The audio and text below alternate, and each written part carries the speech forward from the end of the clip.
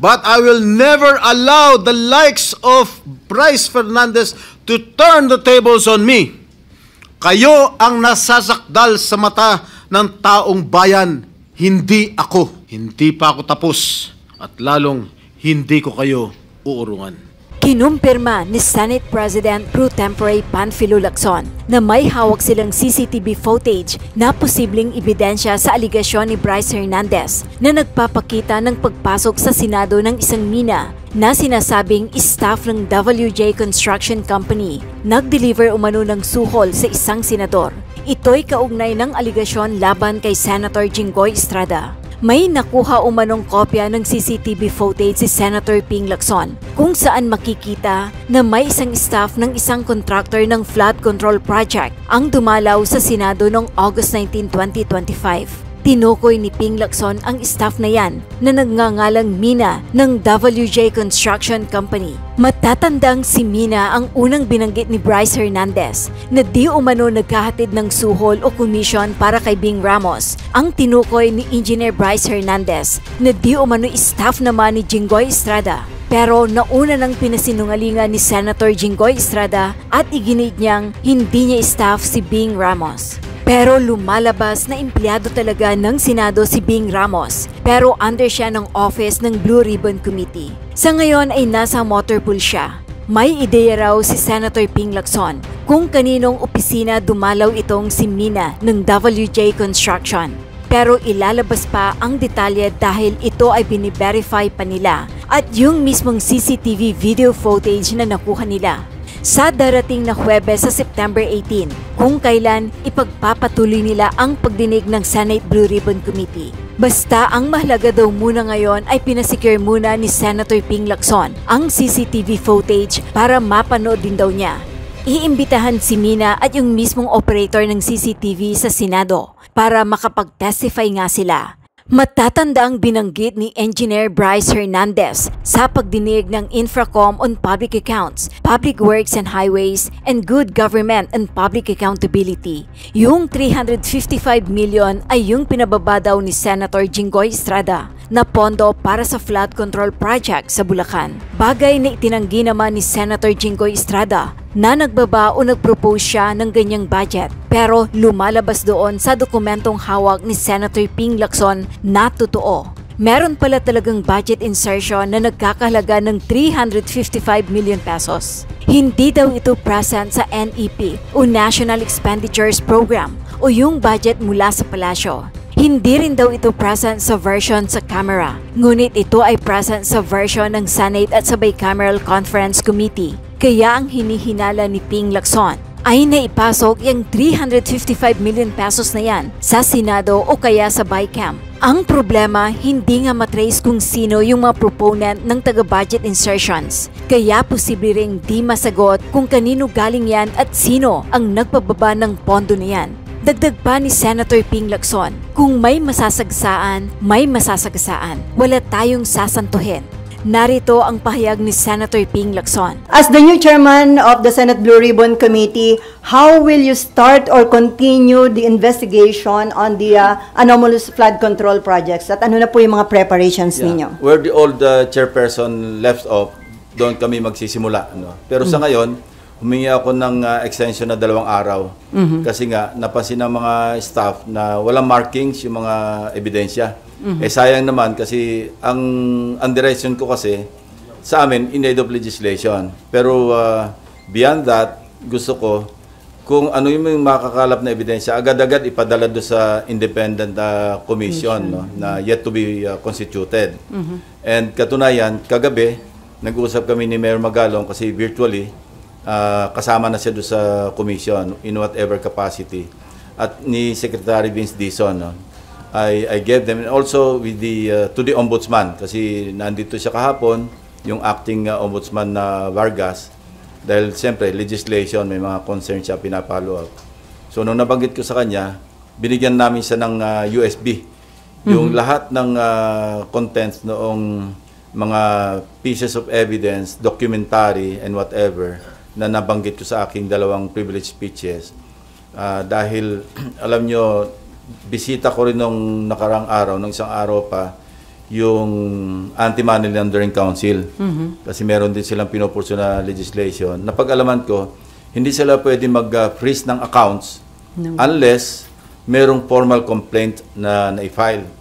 So, knowing that and upon learning that, sinabihan ko si Secretary Vince Dizon na kung pwedeng madaliin yung pagpapile ng complaint at the very least complaint, not necessarily information na ipapile sa korte, kundi complaint lang. Para yung AMLAC can proceed na mag-freeze na kagad ng mga accounts ng mga individuals concerned. So do you think may enough na mga evidence para makasuhan yung mga dapat kasuhan, sir? Yung nakalap naming evidence, open and shut cases, and I enumerated, di ba, nung Tuesday, yung mga pwedeng kasong isampa laban sa kanila. Yeah, malversation, true falsification, and mind you, pag yun ang i-final, ang threshold noon is 8.8 million. Pagka more than 8.8 million pesos, no bail yun. Kasi reclusion perpetua, 20 years and 1 day to 40 years ang hatol. So yun ang pwedeng i-file kagad sa DOJ. And yung 6713 at saka 3019, yung anti-graft or yung Code of Conduct, pati anti-graft, pwedeng isampa sa ombudsman. And as we speak, si Secretary Vince Dizon, mabilis. Kasi kagabi lang kami nagkausap, kahapon actually, dahil sabi ko, pakuha mo na rito yung mga kailangan yung dokumento na para makapag-file ng complaint. Ano lang to, cover letter lang ang kailangan nito kasi nakakompile na lahat. At kanina, napakabilis ng umaksyon. At sabi ko, agad-agad, after ma-receive yung inyong copy ng complaint sa ombudsman o sa DOJ, mag-request na kayo ng pag-freeze ng account sa AMLAC. At HDO din, sir? Sa tingin ko, mangyayari yan within the day. Sorry. So, sir, considering yung mga na-provide nyo ng mga documentary evidence, sino po yung mga una na makakasuhan ni na Secretary Vince Dizon? Yung sa second privilege speech, maliwanag yon, yung 5. BGC Boys? Mga signatories, Alcantara, Hernandez, Dumasig, JP De Guzman, JP Mendoza ba yan? Anyway, kumpisa ako kasi may mga aliases pati yung mga San Diego, pati yung mga kontratistang na-identify yung SIMS at saka yung IM, saka Wawaw. Sa first privilege speech, ganun din. May mga na-identify doon. And hindi naman ito yung parang hearsay, kundi mahilig kasi ako sa resibo Kapag gumalaw kami ng mga staff, sinisigurado namin na may kasamang resibo at pwede magamit sa pagpapile ng kaso. Hindi lamang sa pagpapile ng kaso, pwede magamit all the way sa prosecution hanggang sa conviction. So yung sir makakasuhan na, yun yung may pinaka-mabibigat na kasalanan na meron ng hawak na mabigat na ebidensya laban sa kanila. Correct. Yung malinaw na malinaw. Yung pagpasok lang sa kasino, meron na yon yung PD 1869, di ba? As amended. At yun, pwedeng itawid doon sa RA 6713. Pagkatapos yung malversation nga, yung using fictitious name or concealing true name, Article 178 ng Revised Penal Code. Meron ding karampatang parusa yon. And of course, yung paggamit ng fake na driver's license, yung umaksyon na rin yung LTO. Pero sir, kahit na sila yung makasuhan na, ipapatawag pa rin sila sa Senate hearing? Doon sa sasagawan yung definitely. Lalo na, sina Bryce Hernandez, lahat sila, yung BGC Boys, papatawag namin yon. Sir, before RG, so sir, yung bang nasimulang direction ni dating Blue Ribbon Committee Chairman Rodante Marcoleta, yun din ang susundan nyo na direction o magbabago kayo ng direction? Hindi, yun din ang, kasi yun naman, in aid of legislation, tapos yung mandate ng Blue Ribbon, maliwanag naman accountability of public officials. So, yun pa rin ang direction, wala mababago. Yun lamang, siguro, kung ano yung matutuklasan pang panibago, ihahalo namin yon. Sasama. At magkakaroon pa ba, ma'am, part 3 yung inyong privilege speech, sir, o wala na? Depende. Ganun pa rin ang sagot. Depende. Kung mayroong mga bago, hindi yung uulitin lamang, similar or the same, yung mga flood control na goes, ano na yun tapos na tayo doon. Kasi case studies lang naman yung ating ipinakikita. Parang pakita natin, ito ba'y microcosm noong nangyayari sa buong Pilipinas? It seems so, no?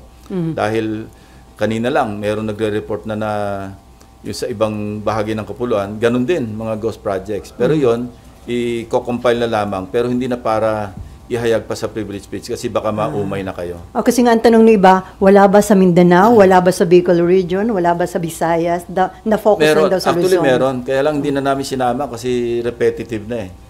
Ganun din eh. Papakita tayo ng mainis lang kayo kasi butas-butas, substandard, mainis din kayo kasi ghost na naman.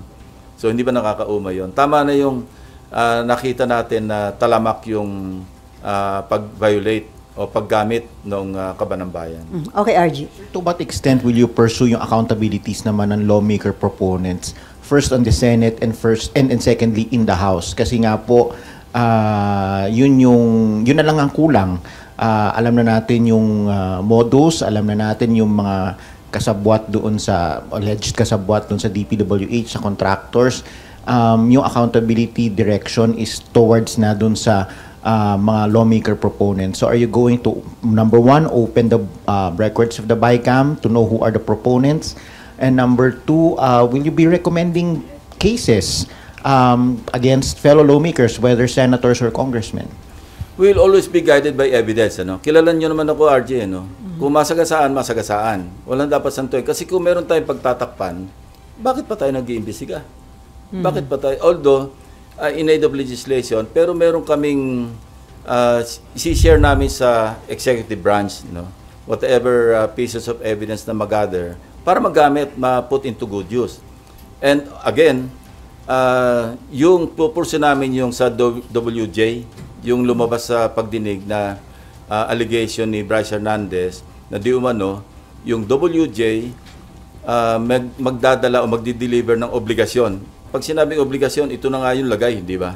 So, pupurso namin yon, and as we speak, meron kaming video footage ng CCTV footage na dumalaw dito talaga yung WJ. Ang pangalan niya Mina, no? Ipapatawag namin yon. Kasi tatanungin namin, although may idea kami kung saan siya nagpunta rito, kaninong opisina ang dinalaw niya, pero ipapatawag namin para malaman natin kung kanino siya nagpunta, kaninong office at sino yung kinausap niya para maliwanag whether or not staff ng Blue Ribbon yung pinuntahan o legislator yung pinuntahan, edi magpaliwanag yung kapwa senador kung siya ay napuntahan. Bakit nagpunta rito yung WJ? And kung idudugtong mo, lawyers call this circumstantial evidence, di ba? Na although kung standalone, wala ka makokonclude. Pero kung may alegasyon na merong mambabatas o merong staff ng Blue Ribbon, staff ng Senado, na sinasabing i-deliver yung obligasyon, pagkatapos napunta pa rito, August 19 yung petsa ng pagdalaw. This year, sir. And we found out also, this year, 2025, recently lang, and we also discovered, kasi pinatingnan ko agad, kasi binanggit ni Bryce Hernandez, exact amount, nagbagsak di umano, and I'm saying this is just an allegation, di umano ni Senator Estrada sa Bulacan, doon sa first district man kung saan. So pinacheck ko agad sa General Appropriations Act kung meron bang insertion na nagkakahalaga ng 355 million pesos na intended para sa Bulacan. And we found one. Meron talaga insertion na wala sa House version, pero lumabas ito do sa after BICAM. So maliwanag na either sa Senate version or sa BICAM yun na insert. Now, we would like to find out, kasi alam nyo naman yung kalakaran sa budget deliberation dito. Hindi mo pwedeng matukoy. Ito nga yung lagi kong pinaglalaban na identify natin kung sino yung proponents ng mga amendments. Kasi kung walang record yon, paano matutukoy kung sino yung legislator, congressman man o senador na nag-insert o nag-amend? Walang record eh. Ang record lang dito is a piece of paper, whether toilet paper or yellow pad or yung stationery, minsan doon lang sinusulat. Ang may hawak nito yung chairperson ng Finance Committee or yung Appropriations Committee chairman. Now, kung merong confirm na merong 355 million pesos na talagang nai-allocate para sa Bulacan. And we went further, meron ng 5 projects identified na na-award na, no? Out of the 355 million. Now, my team or my teams are checking kung ano yung status ng mga at least 5 projects na yon na hindi pa namin alam yung amount. Madali makita yon kasi nasa website naman ng DPWH.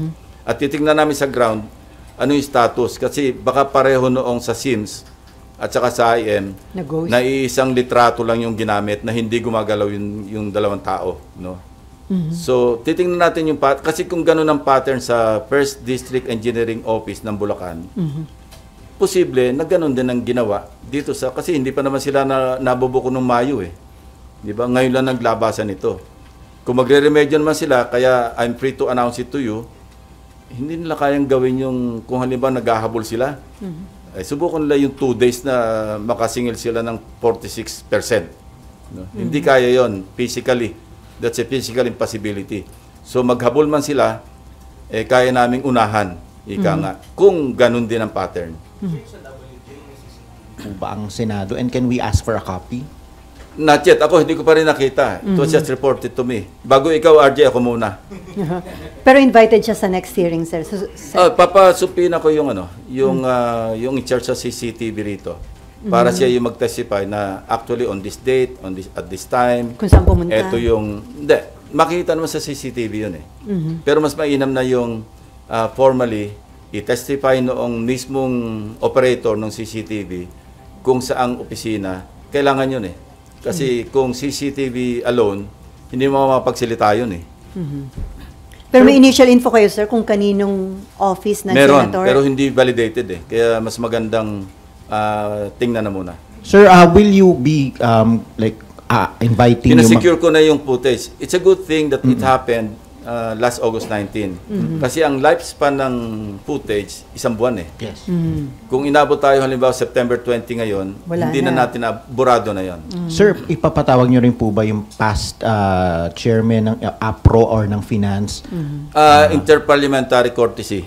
But yung Finance at least? Kasi papag-usapan natin si Senator Grace po para ma-identify kung saan or kung sino yung nag-insert ng 355 billion na yun. Kasi establish na natin na either sa Senate version or sa bicameral, sa BICAM, lumabas bigla yung, kasi wala sa NEP, wala rin sa GAB o sa House GAB. Ano? So, ganon. Okay. In your privileged speeches po kasi you also referred to cases in past budgets that were covered by past leaderships by SP Soto in his first SP and SP Subiri. Papatawag nyo rin po ba yung finance chair nung tingnan panahon muna natin kung ano yung mag-uugnay bago tayo magpatawag. Kasi papatawag tayo para tayo namamana sa buwan, which handang tawag doon? RG, kailangan maghanap muna tayo ng ebidensya na maliwanag para may basihan tayo para magpatawag. Hindi lamang yung ebidensya, kundi yung klarong ebidensya. Ang tawag ko nga doon, resibo. Hindi ako nagre-rely doon sa mga sabi ni barangay chairman, sabi nitong si ganito. Hindi po pwede yun eh. Kasi maski sino pwede magturo eh.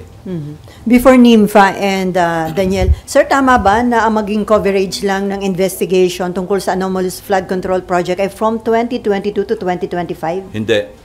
Dapat kasi ang halimbawa yung pagpunta sa casino nitong BGC Boys, nag-start sila 2015 eh. Ganun. So matagal na nangyayari ito, no? Pagkatapos yung nasundan namin yung at lalabas ito siguro pagka halimbawang may legal na pamamaraan na yung Anti-Money Laundering Council maglabas ng resulta ng kanilang pag-freeze ng accounts kung hindi ko sigurado kung confidential ito, kung classified material yon o hindi. Makita naman natin doon yung takbo kung saan pinakamaraming transaksyon, halimbawa Diskaya, Couple, ano? Kasi as far as I know, meron silang mag-asawa na separate bank accounts. Kung anong period lumobo yon, ibig sabihin doon sila na mayagpag. No? And makikita natin yon sa susunod na kabanata. At sir, bilang kayo na ngayon Blue Ribbon Committee Chairman, meron na bang mga lumalapit sa inyo na nag-express ng intention na maging star witness o kaya whistleblower tungkol sa mga iba pang involved dito sa flood control anomalies? Even before I was elected na chairman ng Blue Ribbon, marami lumalapit after my first privilege speech. No? Eh yung iba, siyempre, sinasala namin, ano bang motibo nito? In fact, known personalities na nakarating sa office ko, nagpapahayag ng kanilang intensyon na mag-state witness. So, pinapaliwanag ko sa kanila, ang pwede ko lang i-recommenda yung legislative immunity, parliamentary immunity, kasi nakapaload naman yun sa Witness Protection Program, na kung saan, pag naupo ka sa isang pagdinig ng komite, at ikaw ay nagrantan na-grant ng Senate President upon the recommendation of the chairman na covered ka ng legislative immunity, lahat ng sasabihin mo, maski incriminate mo yung sarili mo, hindi pwedeng gamitin sa'yo. Now, yung moving forward, kung magkaroon ng prosecution, wala na yung Senado doon. Ang magdidetermine kung sila ba ay uubrang maging ordinary witness or witnesses or accused to be discharged as a state witness, iba yon, korte na yon, recommendatory yung prosecution. Pero yung as far as treating them as ordinary witness or witnesses, DOJ yon, sila magpo-prosecute. Yun ang pinapaliwanag ko pagka may lumalapit sa amin. May lalapit, pero ang aking kondisyon, kailangan tell all, hindi pwedeng tell half or tell 1/4. Kasi hindi pwedeng selective. Dapat talaga tell all. At malalaman ko naman, winawarningan ko rin, malalaman ko kung kayo nagsasabi ng lahatan at totoo at kung hindi. Kaya yun ang warning ko sa kanila. Eh, apparently, noong sinabi ko yon, para nagbago, hindi na bumalik eh. So sabi ko, tabla tayo. Kapag ngayon, kaya ngayon hindi naman ako at liberty na sabihin ko sino-sino because ang sinabi ko sa kanila, this meeting never happened. Unless nagkasundo tayo na willing kang humarap sa pagdinig na i-identify mo sarili mo, then this meeting happened.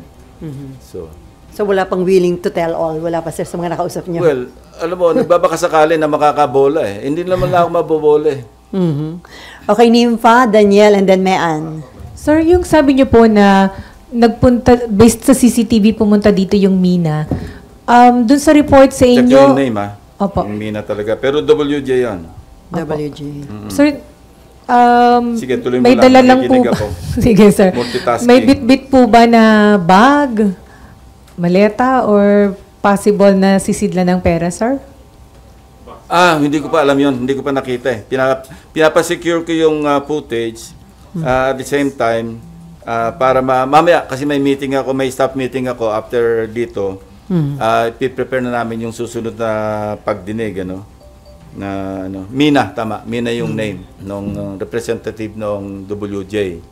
So, tatalakay namin ano yung way forward namin sa pagdinig sa Thursday. At saka hindi ko iimbitahan lahat na pagkadami-dami na nakatanga lang yung karamihan, hindi naman natatanong. So, I-calibrate natin na priorities. Halimbawa, hindi ka pa naman importanteng matanong ngayon, siguro sa susunod na pagdinig na. Yeah. Sabi niyo po, chine-check na ninyo yung sa 355 million na insertions. Sir, paano po ba yung naging insertions ito? Divided siya, hindi siya bultong 355? Ang hindi ko sure kung total yung 355 o isang buong 355 sa isang item. Hindi ko nakita actually yung record. I only relied on the research work conducted by my staff. Nireport sa akin, and actually, May 2025, at nakita ko nga sa isang TV, kinamayan ba yun? Na meron sa Valenzuela, na May 2025 na award, Phase 3, pero hindi existing, meaning ghost project. So we will validate that. Merong ganong report. Isa na yon do sa 355. I think sa Valenzuela City yon na phase 3 ng isang flood control project. So we will validate that on the ground. Papupuntahan ko rin yon. Kasi nakita ko rin doon sa sa website ng DPWH na yung meron din yung global create sa Valenzuela. Pero tingnan natin kung kasi kailangan sarili naming pagre-research ang gagawin. And then sir, ano po ang balak ninyo tungkol kay Bryce Hernandez? Sir, ipatatawag na siya sa next hearing? Ang original recommendation ko nung medyo nagkagulo ng konti dyan sa plenaryo. At ito'y pinarating ko rin kay Senator Marcoleta, kay Senator Cayetano, na-overtaken lang ako ng desisyon. At tinatanong ko sila, okay ba sa inyo na after the hearing on Thursday, hindi ko na papaalisin dito si Bryce. Dito na siya madidetain. Or, kung mauna siyang ipatawag ng House, pinahiram natin, halimbawa Monday, bibigyan namin instruction yung OSAA na paggagaling sa House, diretso na siya sa Senate. Hindi na sa custodial center.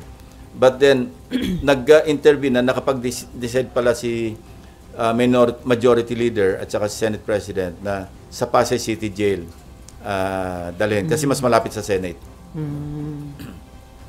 So, i-clear ko pa ito kay Senate President. Hindi pa kami nagkausap na kung aprobado niya, after ng hearing ng Thursday, dito na lang manatili si Bryce Hernandez. So sa Thursday, sir, ang hearing? Sa Thursday ang hearing, 10 o'clock. Para mas mahaba, kasi alam mo, kailangan before 3 o'clock matapos yung pagdinig. Maraming nabibitin. And yun nga, humingi ako ng 2 days extension para mamarkahan namin yung lahat ng ebidensya na kalap. So ano yun, sir? September 17, tama ba? 14, 15, 16, 17. Tama. Thursday. Basta Thursday. Meron nga pa. Thursday, next week. Sir, before Daniel, pabor ka ba dun sa hindi pagpirma ni Senate President Soto doon sa recommendation na isilalim sa Witness Protection Program yung Diskaya couple? Well, unang-una, nag-decline na si SOJ . Sinabi na niya na ang isang kondisyon niya, restitution.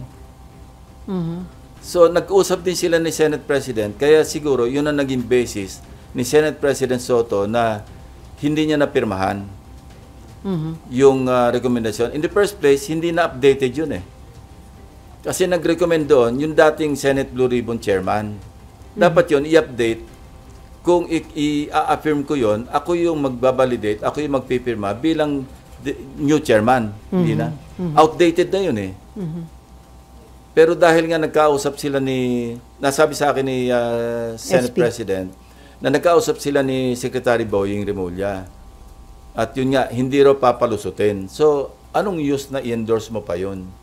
Di ba? Pero sa tingin niyo qualified hindi yung mag-asawang Diskaya, sir? Kasi nag-retract sila . Pagdating sa House, iba naman ang sinasabi.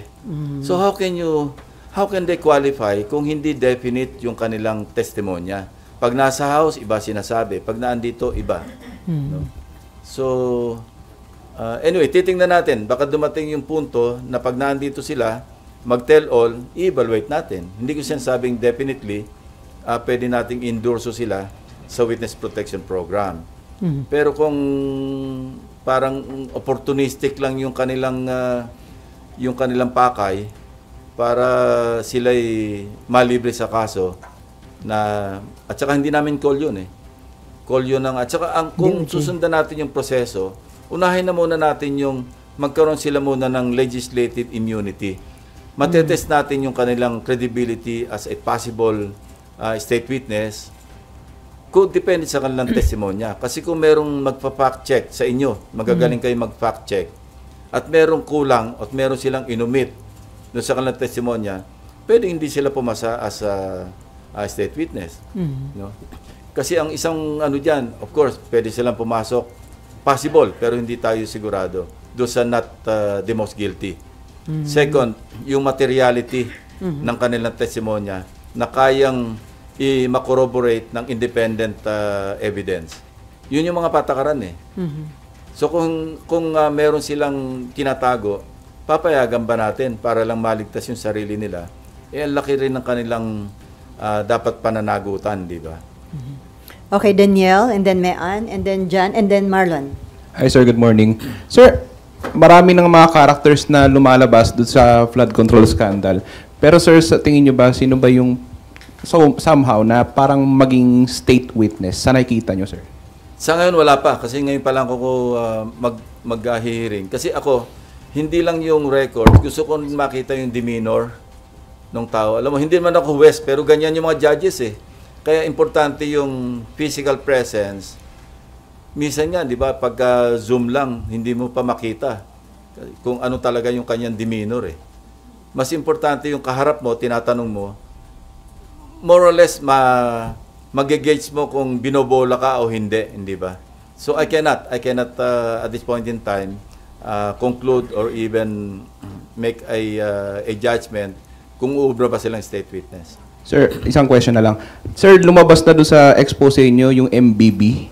Ipapatawag nyo rin po ba si dating Secretary Bonoan? Tsaka nakikita nyo ba talaga yung involvement niya doon sa flood control scandal? Una, gusto ko i-correct yung si Mark. Saan ba si Mark? Wala rito. Mark Medyo Cayabyab. nagulo yung report niya. Medyo mali yung understanding. Walang direct on record, hindi ko sinasabing definite ito. Walang involvement yung mga anak ni Secretary Bonoan at Undersecretary Bernardo doon sa Global Crit Builders. Wala. Yun, pagmamayari yun ng mga maglangking. Ngayon, kung merong sila mga proxy doon, yung dalawa, Undersecretary Bernardo and Secretary Bonoan, hindi ko alam yon kasi wala naman sa record.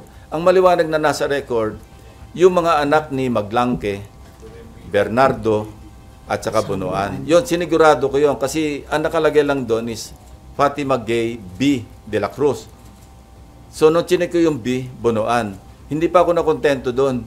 Anak ba talaga ni Secretary Bonoan si Fatima Gay? Baka kaapelyido. So, we research further. Yung asawa nung si Secretary Bernardo, Sulit. Ang maiden name ni Fatima Gay, Sulit. Sobrang coincidence na yon. Not to conclude na anak niya. And wala naman tayo narinig na denial. So, ang ano doon, kaya sabi ko, kayo na yung mag-connect the dots. Kasi kung ganong kalapit si Maglangke, the contractor, na hindi nag-divest while serving as mayor, kay Secretary Bonoan, saka Yusek Bernardo. Remember, si Yusek Bernardo, kamakailan lang ito nag-early retirement, because of, again, allegations or accusations ng irregularities. So, kayo na mag-conclude kung bakit napakaraming kontrata ng Global Crit Builders. Sabi niya, siya nagsabi ako'y kilalang kontratista na bilyon-bilyon ng aking kontrata sa buong Pilipinas. Pero sir, so far, wala pa kayong nakikitang direct involvement ni dating Secretary? Wala, yung direct. So far, wala. Yun lang. Sabi ko nga sa inyo, kayo na mag-connect the dots. Pero sir, doon sa interpellation sa inyo ni Senator Marcoleta, ang sabi niya, parang malapit nang sabihin ni Undersecretary Cabral na ang impression niya, yun yung utak ng sindikato sa DPWH na yun daw ginagawa niya, may basbas ni ng dating secretary? Parang yun ang sinabi Sana pinurso niya. Sayang. Di ba nabanggit niya yun? Na... Sana pinurso niya. Siya yung chairman eh. So, bakit sa tingin niyo hindi niya na-pursue? Yun ang Kulang hindi ang ko alam. oras? Siya yung tanungin niyo. Okay. Mayan. Hi, sir. Good morning. Sir, let me go to Bryce Hernandez muna. How credible is he, sir? I mean, from here until house, ang sinasabi lang niya, laging utos sa kanya, nayayaya lang siya ni Alcantara.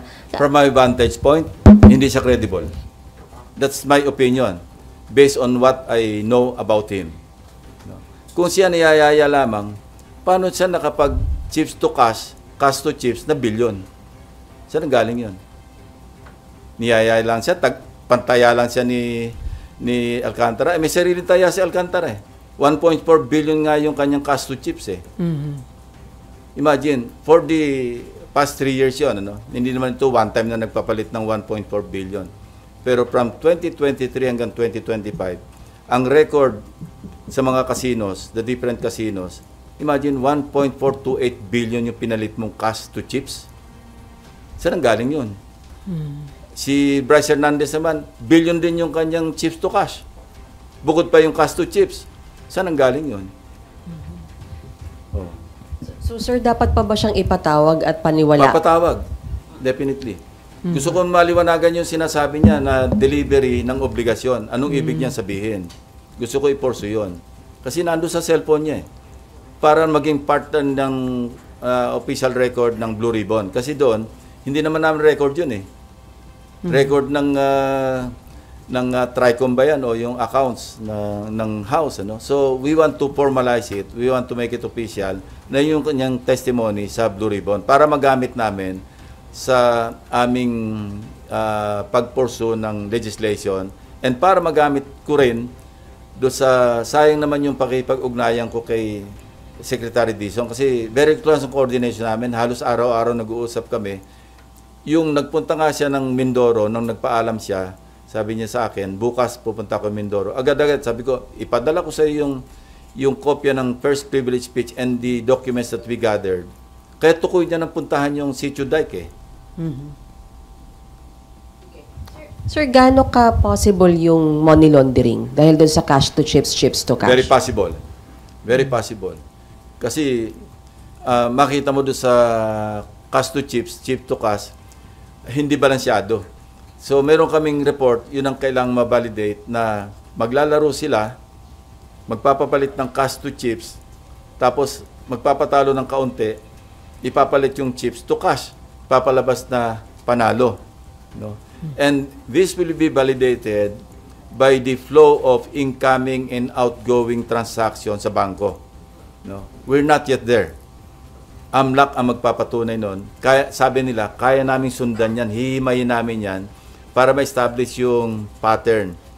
Kailan sila nagpunta ng casino, magkano pumasok sa bangko, at magkano lumabas.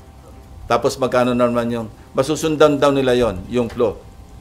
Sir, sorry kahit hindi po sila pumirma ng waiver, bank waiver, kaya po yung matrace, yung inflow? Hindi, pag na-establish yung predicate crime, no, at nag-testify yung counsel, well, hindi kailangan ng waiver. Kasi may predicate crime eh. Merong crime eh. And money laundering is a predicate crime. Casinos ngayon, no, based on the amended AMLA, covered person na eh. Ang threshold niyan is 5 million pesos. So, pwede na talagang isama yung transaction sa casino, whether chips transaction or check or bank transaction, doon sa pag-imbestiga ng AMLC. Sir, isa na lang. On the Discayas, sir, may iti-tell all pa ba sila sa dami po nung pangalan na nailabas nila? Tingin niyo, sir, may mga wini-withhold pa silang information? Well, may nagsasabi sa observation nila, bakit, di ba, narinig nyo na rin ito, no?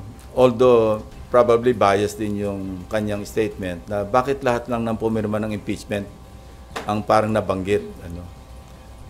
At saka parang, bakit wala yung before 2022 na may mga ganon. Hindi ko naman, kasi hindi ako nakapanood ng hearing nung nag-testify sila, dahil busy ako sa pangangalap ng numero. From weekend to, kaya wala ako nung Monday, busy kami. Kaya hindi ko na monitor yung pagdinig. Pero tingin niyo, sir, marami pa siyang sasabihin sa dami ng names na yun? Dapat marami siyang sabihin. Otherwise, wala siyang pag-asa na, kung gusto nilang, ang tumbok nila is pumasok as state witnesses, wala silang pagkapag-asa kung ganyan lang yung kanila sasabihin. Okay, before dyan, sir, yung Ben Ramos, ipapatawag nyo at talaga bang taga-broom yun? Well, ganito, no? In fairness, kasi she's undergoing medical treatment. Sa ngayon, pinalipat namin siya sa motor pool. Kasi tinatanong ko, meron ba tayong holding group na parang holding unit sa Senado? Yun daw ang pinaka-holding group unit. So, I just don't want to delve anymore sa yung tungkol kay Beng Ramos, kasi medyo hindi maganda yung kanyang kalagayan. And ano siya, casual siya. No? And ang pwedeng mangyari sa kanya, pagdating ng December, baka hindi na siya ma-renew. Okay, Jan, Marlon, Nympha, and then Amor, and then Ian. Sorry, Ian. Mike. Sir, yung recommendation doon sa mga Diskaya to be state witnesses, ano po ba, nakikita nyo bang parang napakaaga naman, nagmadali, considering na isang beses lang po humarap si Curly dito sa Senate and sa masyado po bang naging maaga? Iwasan ko na lang mag-judge ko ano yung nasa isip o ano yung motivation ni Senator Marcoleta. No? Meron siyang reason, whatever the reason is, meron siyang dahilan kung bakit nirecommend niya kagad na maging state witness. No? Ayoko siyang husgahan doon. Ako, yung sarili kong pananaw, yung sarili kong sa tulong na rin ng mga members, no, yung bagong composition ng Blue Ribbon na committee, pagtutulong-tulungan namin i-assess kung ubra ba talaga silang i-recommenda na pumasok sa Witness Protection Program. Okay, Marlon. Sir, initially sir, sa mga narinig nyo, nakita nyo dun sa mga hearings, both Senate and sa House, may mga adormawanay na ba sir tingin nyo? Maniligaw lang din doon sa investigation. Sinira mo naman yung araw ko. Magandang usapan natin. Ewan ko, hindi ko alam. Wala pa kasing pagdinig eh. Tama, sir, and then yung pagkakasangkot po ng dalawang kasamahan ninyo dun sa issue ng flood control scandal, how will that affect the credibility of the Blue Ribbon hearings going forward? Credibility? I don't think so. Wala pa naman tayo dun eh. Kasi bagong labas lang yun. Newly discovered, ano yun, di ba? Sa testimonya. At wala pa rin sa Blue Ribbon yun. Sa House yun eh. Kung may re-record din dito, yung ganong aligasyon, ipupurso namin yun. Nasabi ko na nga kanina, ang attitude ko lagi, wag tayo magtakip kasi mawawala ng credibility yung ating ginagawa investigation. Pero, how do you handle that kung may kasamahan po kayo? Ba, nandun sila, nagtatanong sila, nandun yung nag-aakusa sa kanila? Blindfold approach. If you know what I mean.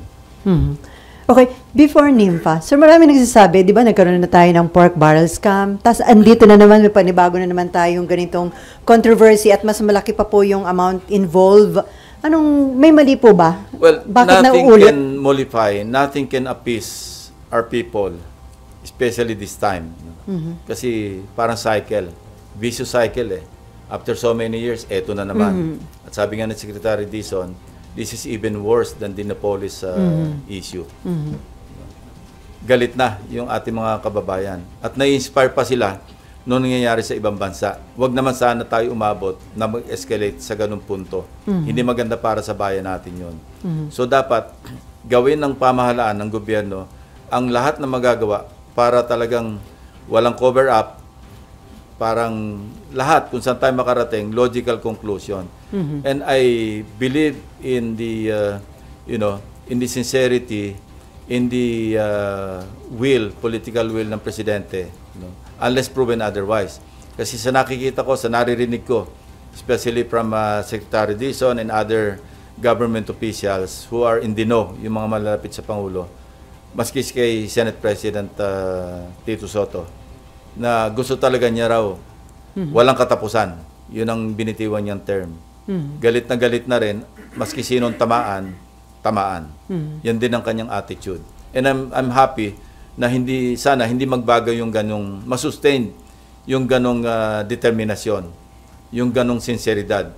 Otherwise, wala nang maniniwala sa pamahalaan. Yun ang nakakatakot. Okay, NIMFA, and then Amor, and then Ian, and then back to RG. Sir, si Yusek Cabral, will you pursue Papatawag. yung naging... Iko-confront ko siya doon sa kanyang Viber message.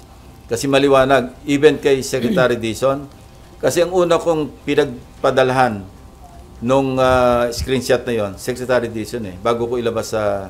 Kasi pinagpaalam ko pa kay Senate President yun Pwede bang, with your permission, pwede ko bang gawing slide ito? At sabi niya, totoo naman So, yun. Although hindi directly sa kanya pinadala, sa kanya staff. Now, sabi ko nga, di ba, res ipsa loquitur, sabi ng mga lawyers, the thing speaks for itself. Ayan yung message, kayo na maghusga. Sabi ko nga, mukhang template, mukhang pro forma yung body. Marami pinadalan. Parang yun na yun. Nag-iiba lang yung kung sino yung addressee na pinadalan. Yeah. Sir, kasi dun sa mga pag-uusap nyo ni Secretary Dizon, ano pong, parang anong direction niya for... Ang comment niya lang, loko to Kasi tinanggi sa kanya. Sinabi niya nga na harap-harapan, dininay sa kanya. To his face. Magkaharap sila Tapos ang pinadala ko sa kanya, isa lang ang comment niya. Loko to, sabi niya. Ewan ko kung nung susunod na aksyon doon sa loko to. Wala pang suspension. Ewan ko. Ang dami niya naasikaso. Kaya hindi rin natin masisi yung mama na baka may nakakaligtaan. Pero maalala niyan sigurado. And sir, di ba to parang... Remember, pinag-sign niya ng lahat ng courtesy resignation. Ang sabi niya, 100% from undersecretary down. Ang kanyang handicap, hanggang ngayon, wala pang appointment yung mga bitbit niya doon. No? And I know na yung may mga dala siya doon na matitino. Kasi yung isa doon, naging tao ko sa PNP. Yung dating OTS, si General Bisnar. I know him na talagang, ano yan, all the way yan, and I can vouch for his integrity. No? Unless proven otherwise when he's already in the DPWH. But yung kanyang career, nasundan ko yon hanggang sa mag-general siya, talagang iba yung ano niya. Para si Mayor Magalong yan. Sir, hindi ba pwedeng parang mag-branch out tong issue na to DBM kasi insertions ng budget yung... Tatanungin ko rin si Secretary Nena. Kung, kasi sila yung nagre-release ng pondo sa ahensya, di ba? Para lang maging formal, maging on record na yung 355 or part of it na-release niya. Kasi part ng ano yun eh. I think part ng for issuance of SARO. No? Ang huli naming tingin, parang part yun ng 142 billion na na-insert ng Senate do sa BICAM. So hindi ito validated for further validation. Initial examination would suggest that na yung 355 billion, part yun ng 142 billion na Senate insertion sa BICAM. Okay. Anyway, before Amor, sir, do you receive the same information na yung the office ni Cabral madalas may mga bisitang politiko? Wala akong ganong information kasi hindi ako nakakadalaw sa office niya. Amor. Hello po, Sen.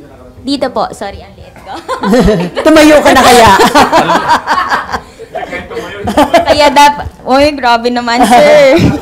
Yan ang mahirap pagka yung maliit nasa likod. Kaya nga, sir, hindi ako nakapag-reserve. Anyway, Sen, to clarify po, ipapatawag po ba sina Secretary Bonoan, even Maglangke and Bernardo sa susunod na hearing? Because although you said na wala silang direct link, ay may possible conflict of interest.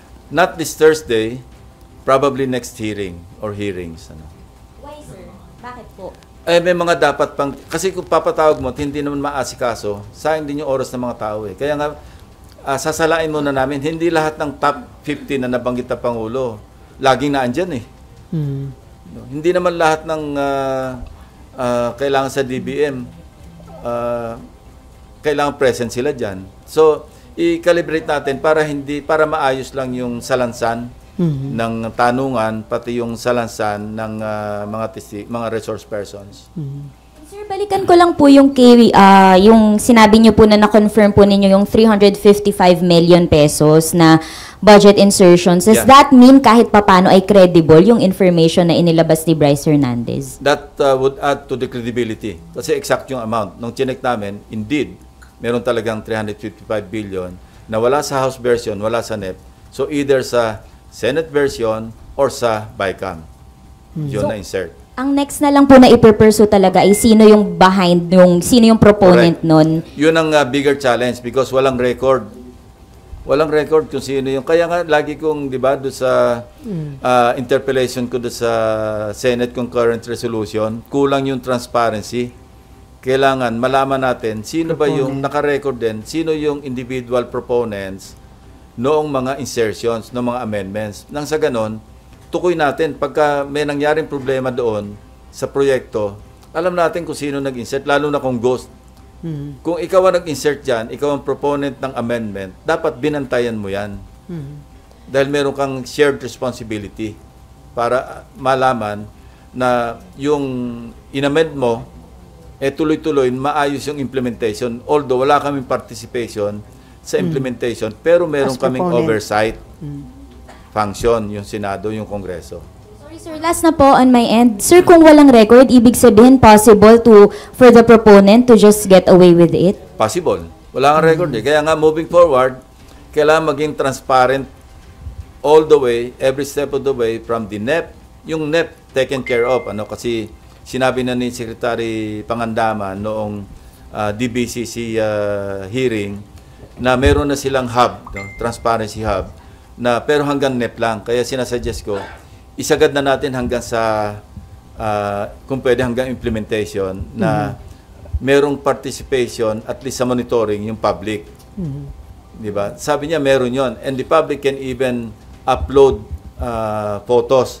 Kung sa tingin nila, hindi na updated yung photo na in-upload ng agency na nag-implement, pwede yung public mag-participate kasi open to the public na i-upload nila yung photo para ma-update yung mga status ng mga proyekto. So sa 2026 budget, gagawin niyo, sir, para clear na kung sino yung proponent? Kaya nga, pinapa-approve ko nga, kasi ang timeline nila is 3 years.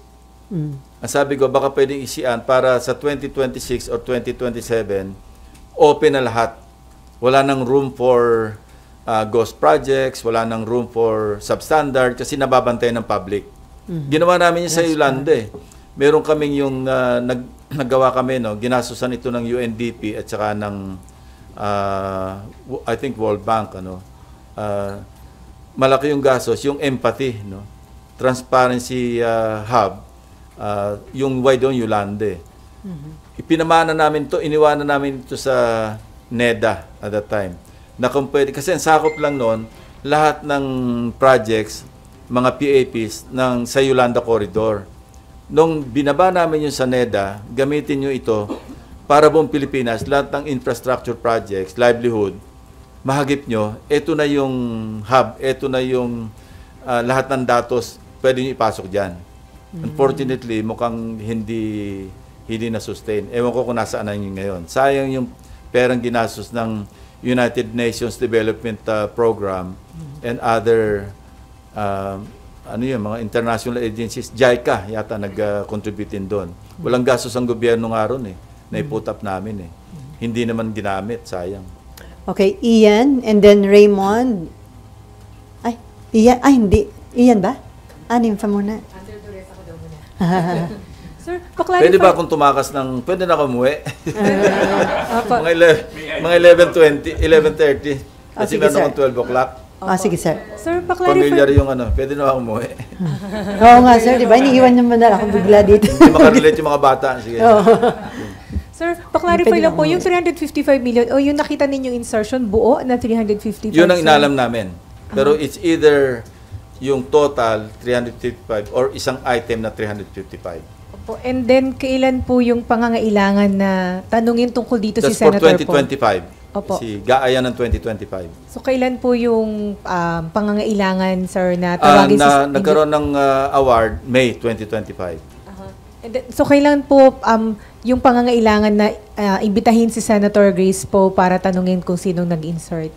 Pag-uusapan namin ni Senate President at kung pwede mapakiusapan si Senator Grace po na mag-attend as a resource person, then gagawin namin. Pero how would she be treated, sir? As a former colleague. I think she also deserves the courtesy, being a former colleague here in the Senate. Wala pa pong... Hindi naman para i-contempt at para ipakulong. Hindi maabot to. Wag naman. Pero wala pa po kayong prior na pag-uusap? Or... Wala pa. Kasi kahapon lang namin na-discover yung 355 na wala sa NEP, wala sa House version.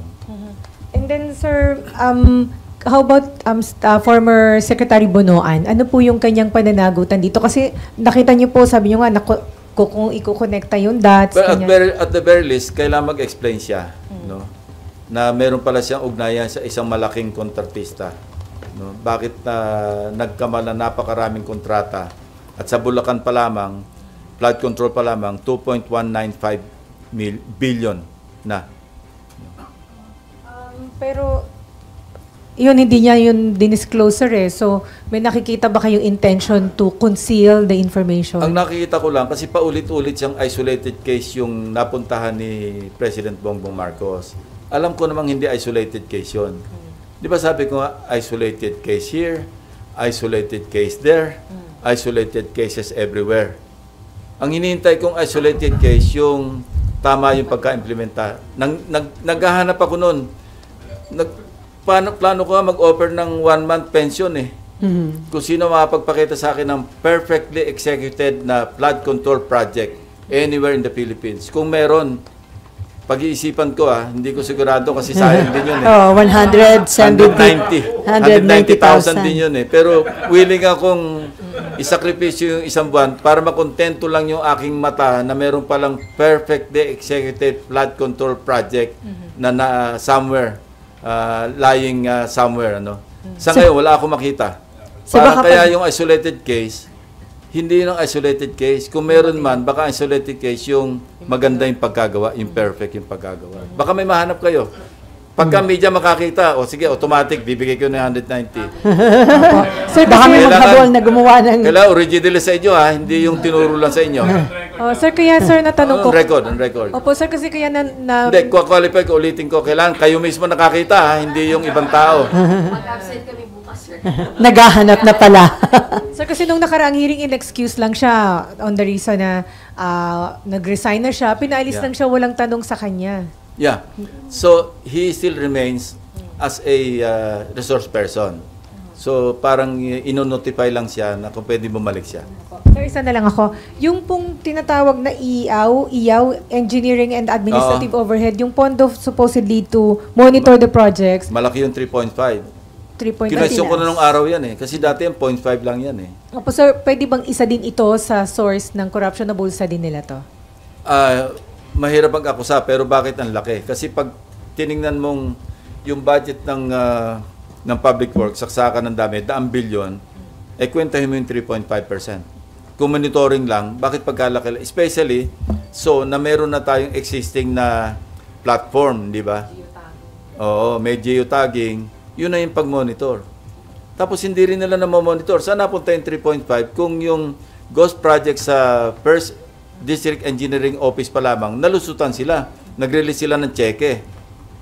So, inutil din yung monitoring ng Central Office. Di ba? Kasi may monitoring na sarili yung mga District Engineering Offices. Meron silang inspection team eh. Pero kung kakutsaba yung inspection team, kasi sindikato na nga eh. Alcantara, Bryce Hernandez, Dumasig, Mendoza, Erdrick San Diego. Isang team eh. Nakuha namin lahat yung records nila eh. Sa Bulacan eh. Official record na kung saan nagbayad kayo ang clearing instruments. Bakit alam natin peke? Ba't yung binayaran? Okay, Ian.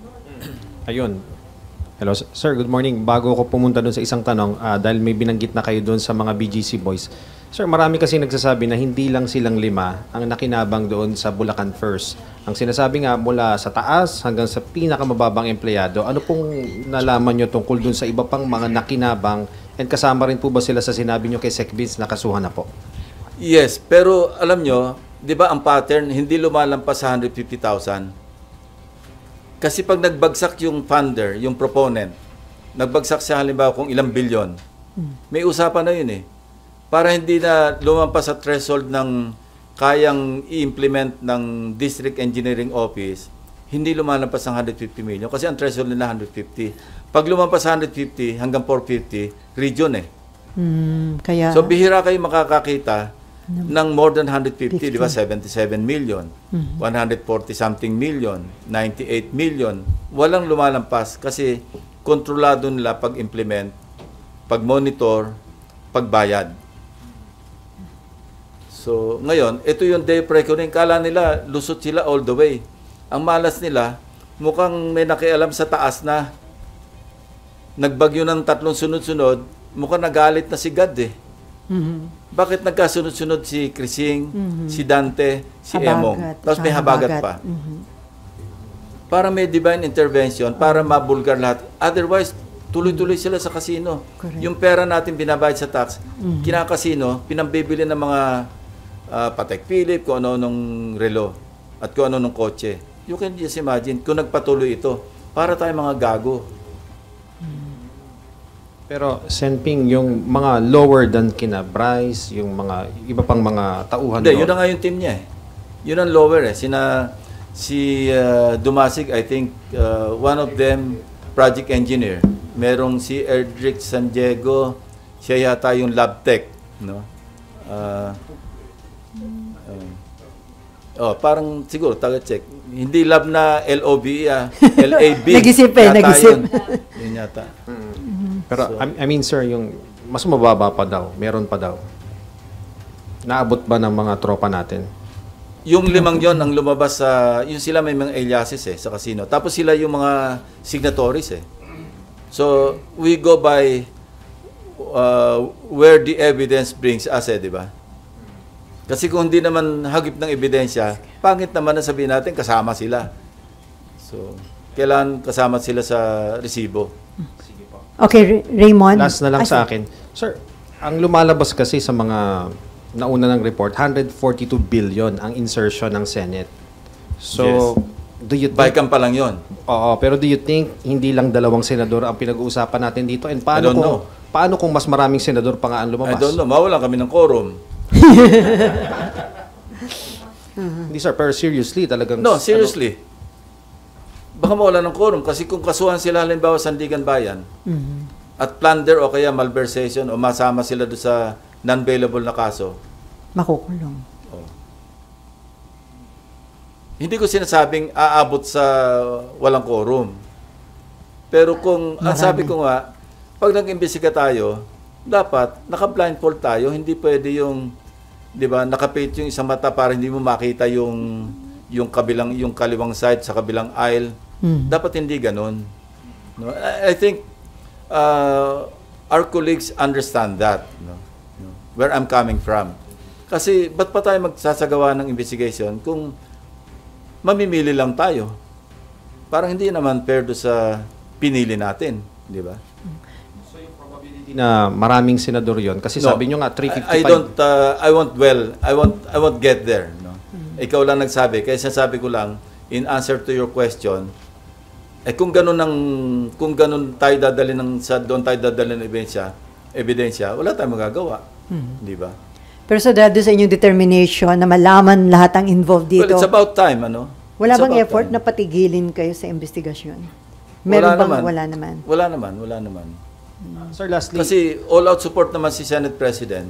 Kasi nag-usap na kami It's about time na ayusin natin. Huwag yung napopulaan tayo na napopulaan. Especially so na yung magnitude, this is already beyond the Senate Ano na kikilabutan ka doon sa, isipin mo, almost 2 trillion pesos yung for the past 15 years ba yun? Yeah, kasi 2011 namin sinimulan, di ba? 2011, 15 years. Kung kukwentahin mo na parang more than 50% or more than 60%, magkano yung 60% ng 2 trillion? Di ba katakot-takot yung inubos na pera na kung kani-kanino napunta, tapos nalulunod yung mga kababayan natin, naglilimas ng tubig baha, palabas ng bahay. Meron pa iyan? Kasi 10 minutes na lang meron tayo. Sir, paano nga kung may other way pa ba na malaman yon kung sino nag-insert? Kasi nga, sabi nyo nga, wala namang record. Magagaling yung mga staff ko. Palagi ko, basta't kayang abutin, maaabot nila. Masisipag, magagaling. At hindi mo na sasabihan ng yung specific. They know what to do. And I'm always with them pag nagdi-discuss. Hindi ako yung tipong darating na lang sa akin yung manuscript at yun na lang gagamitin ko. Wala akong kaalam-alam kung saan ang galing.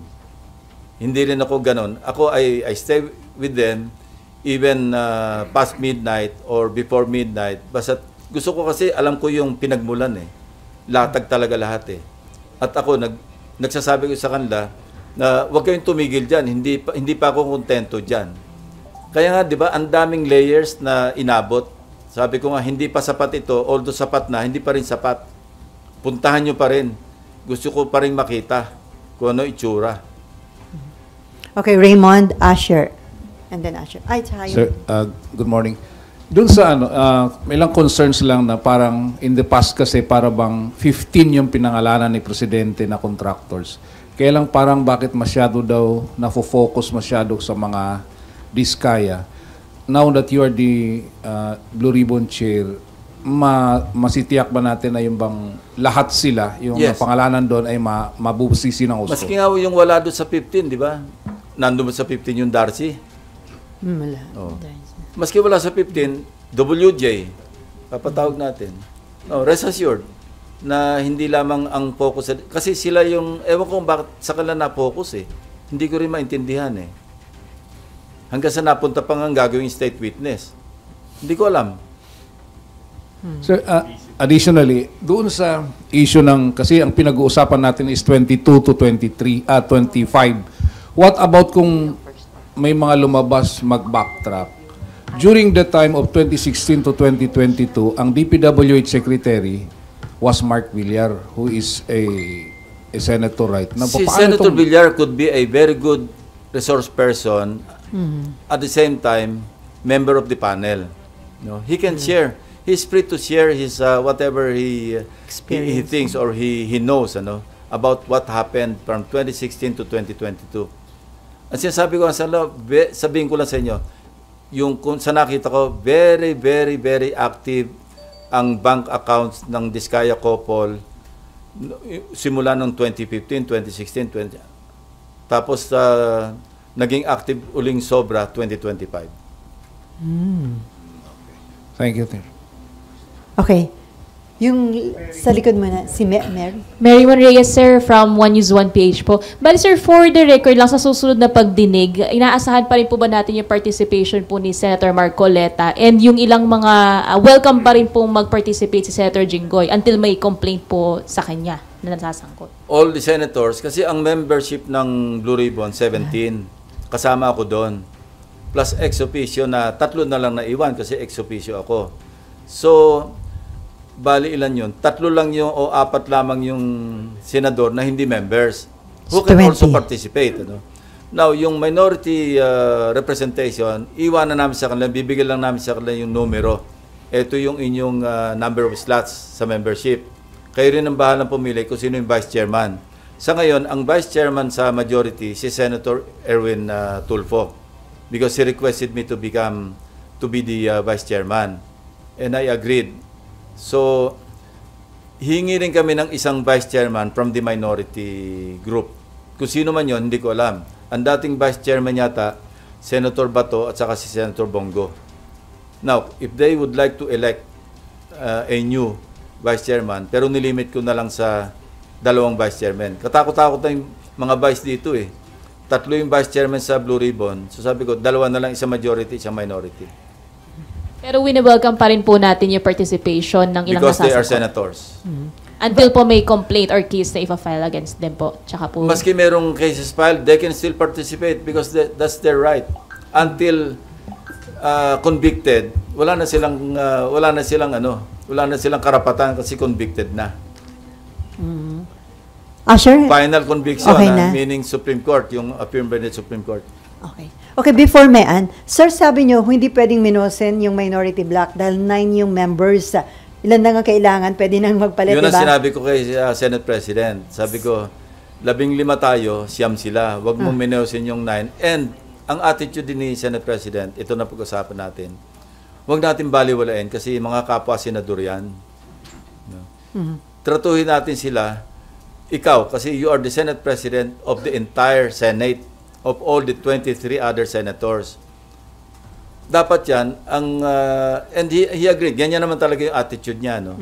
Na hindi po pwedeng Senate President ka lang na majority. Pero ito pa yung isang, with a warning, manipis yung 15 against 9. Baka bukas makalawa, ikaw naman yung kinuko. No? Kaya yung naging biruan nga dyan, wag mong kukunin majority leader si Joel Villanueva kasi 2 beses ng majority leader yan na nakuko yung kanyang Senate President. Pero so, aminado naman siya eh.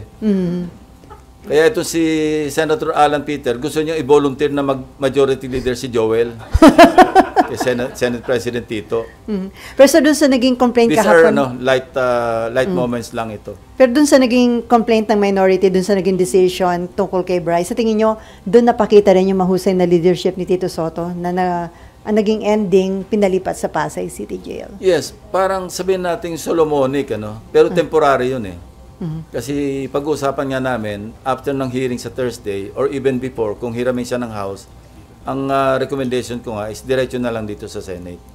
Mas mainam na rin dito, at least wala na tayong gasto sa gasolina pag may hearing. May escort pa. Mas mainam nang nandito kasi meron naman kaming facility rito. Okay, Maan. Sir, sabi nyo kasi kanina, hindi lahat priority na imbitahan yung mga contractors. Sino lang po yung priority sa Webes na harap? Pag-usapan pa namin mamaya. Kaya nga, pakawalan nyo na ako kasi may meeting ako. Sir, pahabol daw isa si Malu. Sir, kasi sabi niyo na mayagpag yung mga diskaya, 2016 to 2022. Sir, senador po kayo nun, hindi niyo po natunogan that time? Hindi namin kilala si Diskaya noon. Ngayon nga lang nagsulputan eh. Okay. Kasi yung contractor hindi pa naman lumalabas ng kung sino-sino, di Sir, ba? pero yung pagsisingit sa budget? Marami na ako na-check noon eh. Siguro nabawasan lang. Marami ako na-kaltas noon, year in, year out. Okay. Sa budget ng DPWH. Marlon, may pahabol? Sir, sa dami niyo pong inimbestigahan na anomalya sa gobyerno, irregularities, paano niyo po irarank tong flood control scandal? One of the most challenging ito, actually. Kasi complex at saka masyadong widespread. Kaya hindi mo alam kung saka tutungo kasi nakakahilo. Kung ano yung uunahin mo. At saka, basta medyo complex. Maski nga si Secretary Dizon, overwhelmed siya eh. Sabi ko, sama niya sa priority niya yung barbershop. Mukhang hindi na nagpapagupit yung mama. Is it also the worst that you've seen so far? I think so, yes. Even worse than yung Napoles na, yun din na observation ni Secretary Dizon sa kanyang, based sa experience niya. At sir, panghuli na lang sir, ngayon kayo na ni Senate President Soto nasa posisyon, do you think mapapabilis na ho yung completion ng Senate building? Wala si Mabe, ako na nagtanong in behalf of Yes, we elected Senator Loren na siya yung accounts chairman. At tubilis siya, sabi ko, tulungan na lang kita. Kasi ang tradisyon, pagka Senate President pro tempore ka, isa lang yung committee dapat hawakan. So pinag-iisipan pa nga namin na bibitiwan ko yung electoral reforms. Kaya lang, napag-usapan ako ni Senate President, meron siyang bill sa party list. So kayo pa rin? In the meantime, but eventually, I will relinquish yung chairmanship ng electoral reforms dahil nga isa lang dapat. So yung accounts, hindi ko na nga mahawakan. Sabi ko lang kay Senator Loren, bigyan lang kita ng staff staff backup na mga sanay na doon sa Senate building para mapadali. Sabi ko, ikaw rin, alis ka ng 2028, matikman mo man lang na mag-opisina ron. Yun ang challenge sa kanya. Yun ang karot.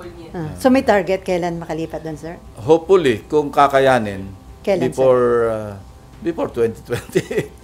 Ganun pa rin. Kasi dapat yan ang original timeline yan. Yung yung third regular session ng 2022, dapat nandun na kami. Doon na magpupukpok sana siya. Hindi nga nangyari kasi na COVID. Patapos wala na kami na abala. Ang titingnan din natin yung budget kasi we started with I think 8.9 billion. Ngayon parang lumolobo na siya ng 31. Parang i-check nating mabuti. Kung bakit parang sobrang ahead of the inflation rate yung taas ng budget. So si Beck Ramos hindi ba hihinga ng kahit affidavit kung may sakit po siya? Inimbestigahan siya actually ngayon. Meron siyang parang explanation at napag-explain siya ng legal ng Sabi Senate. namin na niya na she was once detailed. Wala pa akong update. Pero yun ang huling usap namin ni Secretary General, Secretary Bantog. So kung hindi man siya makapunta, hihingan siya na affidavit. Pero yun nga parang sabi ko, for humanitarian reasons, sabi ko, medyo dahan-dahan din tayo. Okay. Mr. President,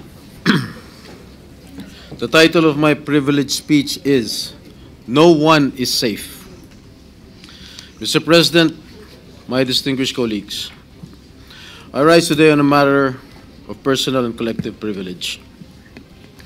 Yesterday, in the aftermath of the Senate Blue Ribbon hearing we held last Monday, my name was viciously, maliciously, and intentionally dragged and attacked at the Tri-Committee hearing of the House of Representatives.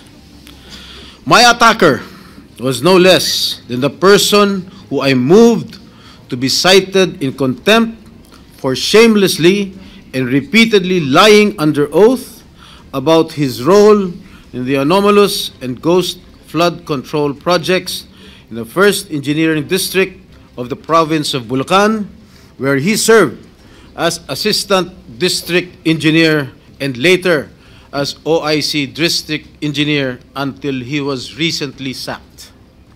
Mr. President, at the Blue Ribbon Committee hearing, all this person did was to play innocent, feign ignorance, and to try to convince us that he was simply following orders and instructions from his boss. From receiving $1 billion of cash, talking to pseudo-contractors, signing falsified documents, all the way to gambling away millions and millions of money stolen from the public coffers at casinos, he claimed that in all of these, he was just following orders. Indeed, when confronted and cornered with a barrage of questions from this representation and our other colleagues about his fantastic and shady lifestyle and dealings, he fed the committee lies and stories that taxed our credulity to the hilt and left us and the public in awful disgust. Clearly, he perjured himself and we cited him in contempt. Bunsod sa aking motion, ipinakulong natin siya. Mr. President, appearing the next day at the TRICOM hearing at the House of Representatives, this former DPWH Assistant District Engineer by the name of Bryce Erickson Diaz Hernandez, or Bryce, also known as Marvin Santos de Guzman, yung kanyang alias sa casino, apparently realized he needed to level up dahil hindi niya nalusutan ang ating Blue Ribbon Committee. Hindi pa sapat ang pagsisinungaling niya para pagtakpan at maisalba niya ang kanyang sarili. So while he was in detention here at the Senate, sabi niya, nakapag-isip po ako at nagdesisyon na maglabas ng ilang nalalaman ko sa flood control project. Tama po, sabi niya, tama po si Senator Lacson na mga engineers ng DPWH ay tila naging legman o bagman na lang.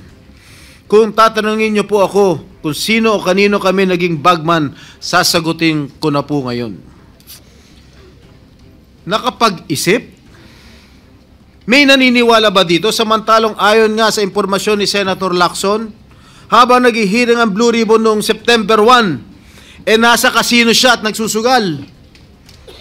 And then, lo and behold, during the TRICOM hearing, he then proceeded to take off from that remark jokingly addressed to me by Senator Marcoleta when Mr. Diskaya said that there were no senators involved. Ang sabi ni Senator Marcoleta, safe ka na. Mr. Hernandez said, sabi ni Senator Marcoleta kahapon, ligtas ka na. Hindi po ito totoo. Si Senator Jinggoy Ejercito Estrada, Senator Joel Villanueva, Yusek Robert Bernardo at D.E. Alcantara. Si Sen Jinggoy po ay nagbaba ng 355 million ngayon 2025 sa mga ilang projects sa Bulacan at ang sabi po ng boss ko dito ay 30% ang commitment dito. Mr. President, this is a blatant lie. Isang malaking kasinungalingan. I wish I did not have to borrow your time in this privileged hour to demonstrate how crooked my accuser is. I know most of you have probably witnessed the proceedings in the investigations conducted by both houses of Congress where he has so far appeared.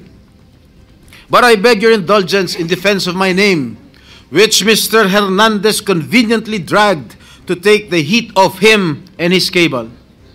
A desperate attempt to divert attention away from the real issue, his own involvement in ghost projects and questionable dealings. Batay sa aking mga nakalap na sinumpaang salaysay ng ilan sa mga kawani ng DPWH at mga kasamahan ni Mr. Hernandez. Malinaw na sangkot siya sa mga ghost project sa Bulacan. Pinatotohanan nito ng hindi lamang isa, kundi 3 opisyal na nagsabing siya at si RJ Dumasig, Project Engineer 1 ng Bulacan, 1st District Engineering Office, ay kapwa kasangkot sa mga proyektong ito. Pinatotohanan din ito ni na John Michael Ramos, dating OIC ng Construction Section ng Bulacan 1st District Engineering Office, Ernesto Galang, Hepe ng Planning and Design Section ng parehong distrito, at Norberto De Leon Santos, Hepe ng Quality Assurance Section. Lahat sila ay nagbigay ng sinumpang salaysay na nagdidiin kay Bryce Erickson Hernandez. Ang dalawang ito ay kabilang sa tiniguruan ni Senator Lacson na BGC Boys o Bulacan Group of Contractors, mga suki sa kasino. Si Bryce, also known as Marvin Santos de Guzman, ay nakapaglustay na abot ng 435 million at nakapag-launder ng perang humigit sa 1 bilyong piso. Samantalang si RJ, alias Sandro Bernardo Park, ay umabot naman sa 16.9 million ang natalo sa kasino. Ginoong Pangulo, malinaw ang paglalahad ng ating kasamang senador na ang kanilang mga gawain ay nagpapahiwatig na sila'y sangkot sa paglilinis o paglalaba ng mga nakulimbat nilang pondo ng bayan. Sa aking pagtatanong nitong nakarang Lunes sa pagdinig ng Blue Ribbon Committee sa General Manager ng Sims Construction Trading na si Ginang Sally Santos, inamin niya na naghatid siya ng kabuuang 1 bilyong piso mula taong 2022 hanggang taong 2025 sa DPWH at iniabot yon kay Mr. Bryce Hernandez.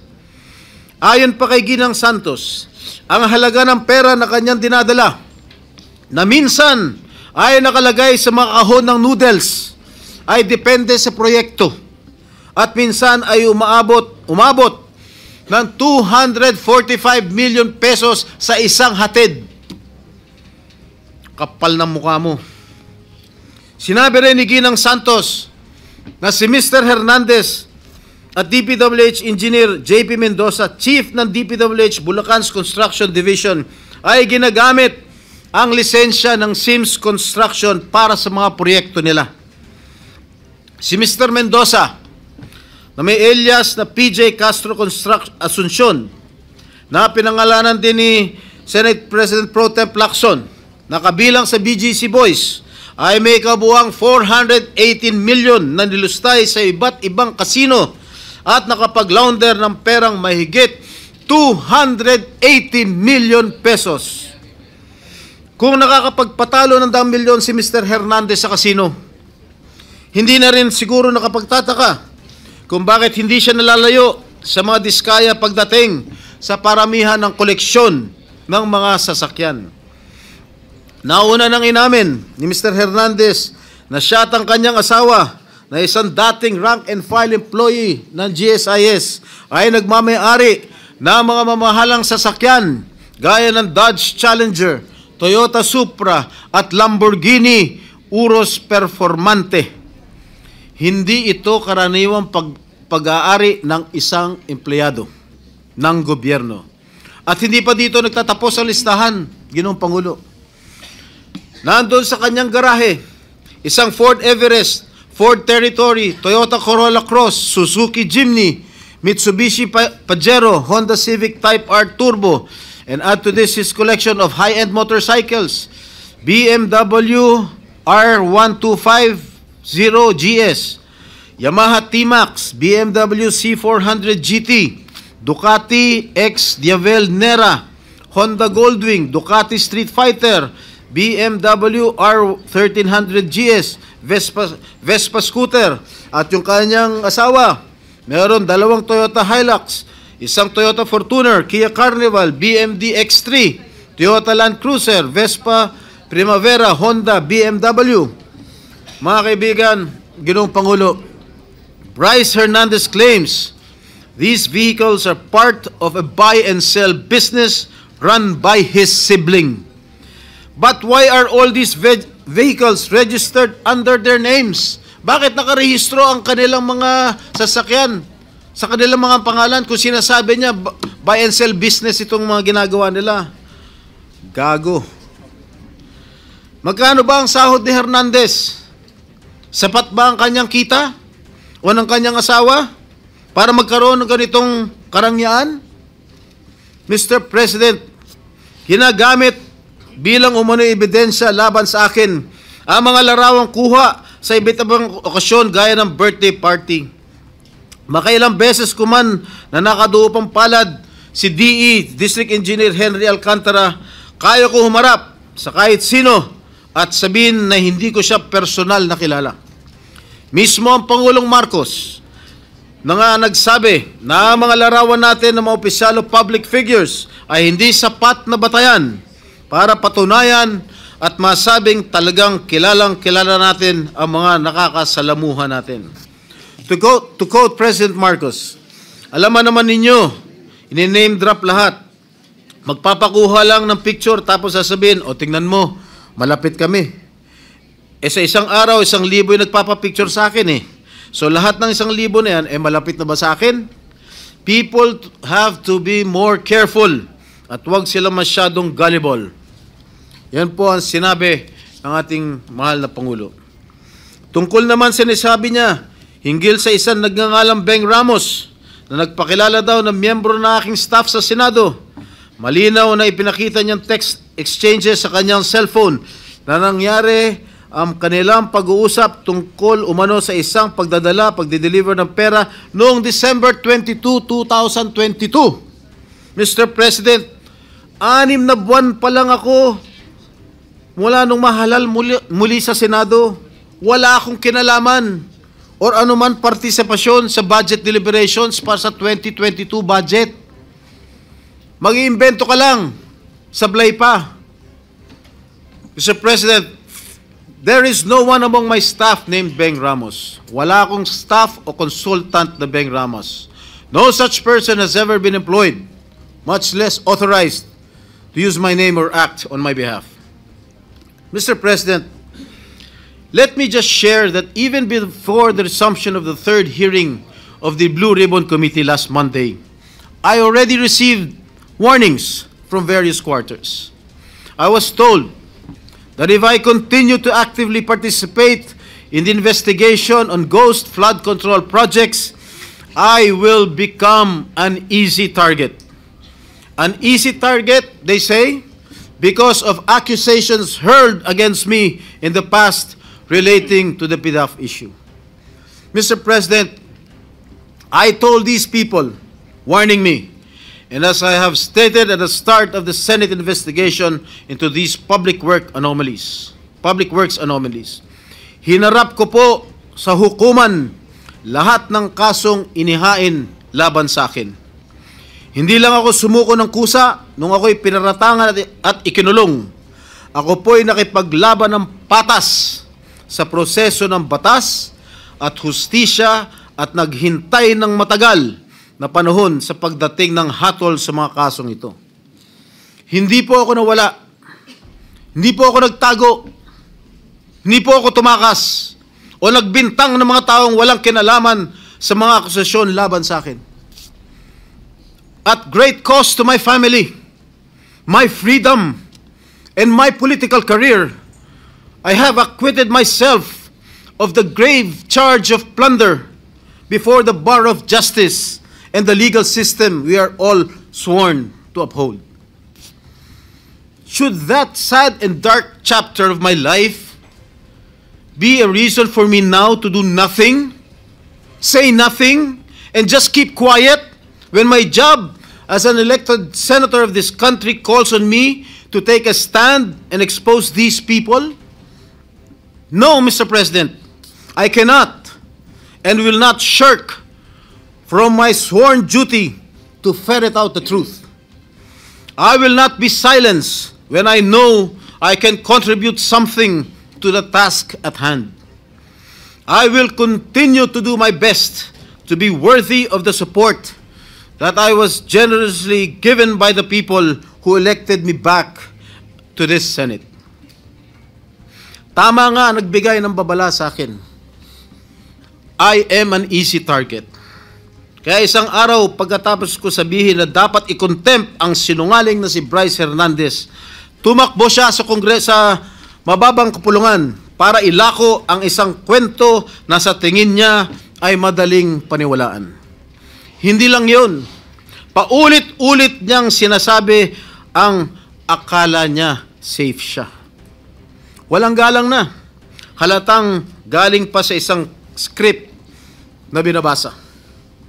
Marami sa akin ang nagsasabi, huwag kong patulan ang isang tao na sa sobrang kapal na muka, nakuha pang magkasino habang iniimbestigahan ang mga krimen niya dito sa Senado.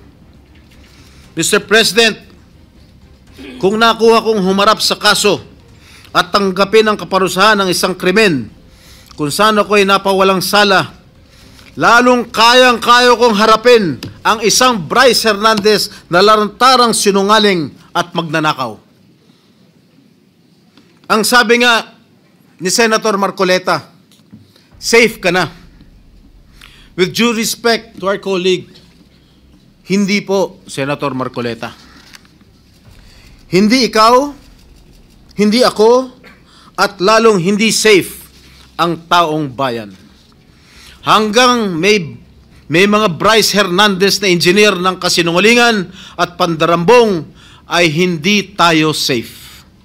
Hanggang may mga ghost projects sa DPWH at iba pang ahensya ng gobyerno, hindi safe ang pera ng bawat Pilipino na nagbabayad ng buwis. Isipin na lang ninyo, takot na takot ang mga kababayan natin basta BAR na ang kaharap habang may mga walang konsensang tao na isinusugal lamang sa kasino ang pera ng pinaghirapan at binuno nilang ibayad.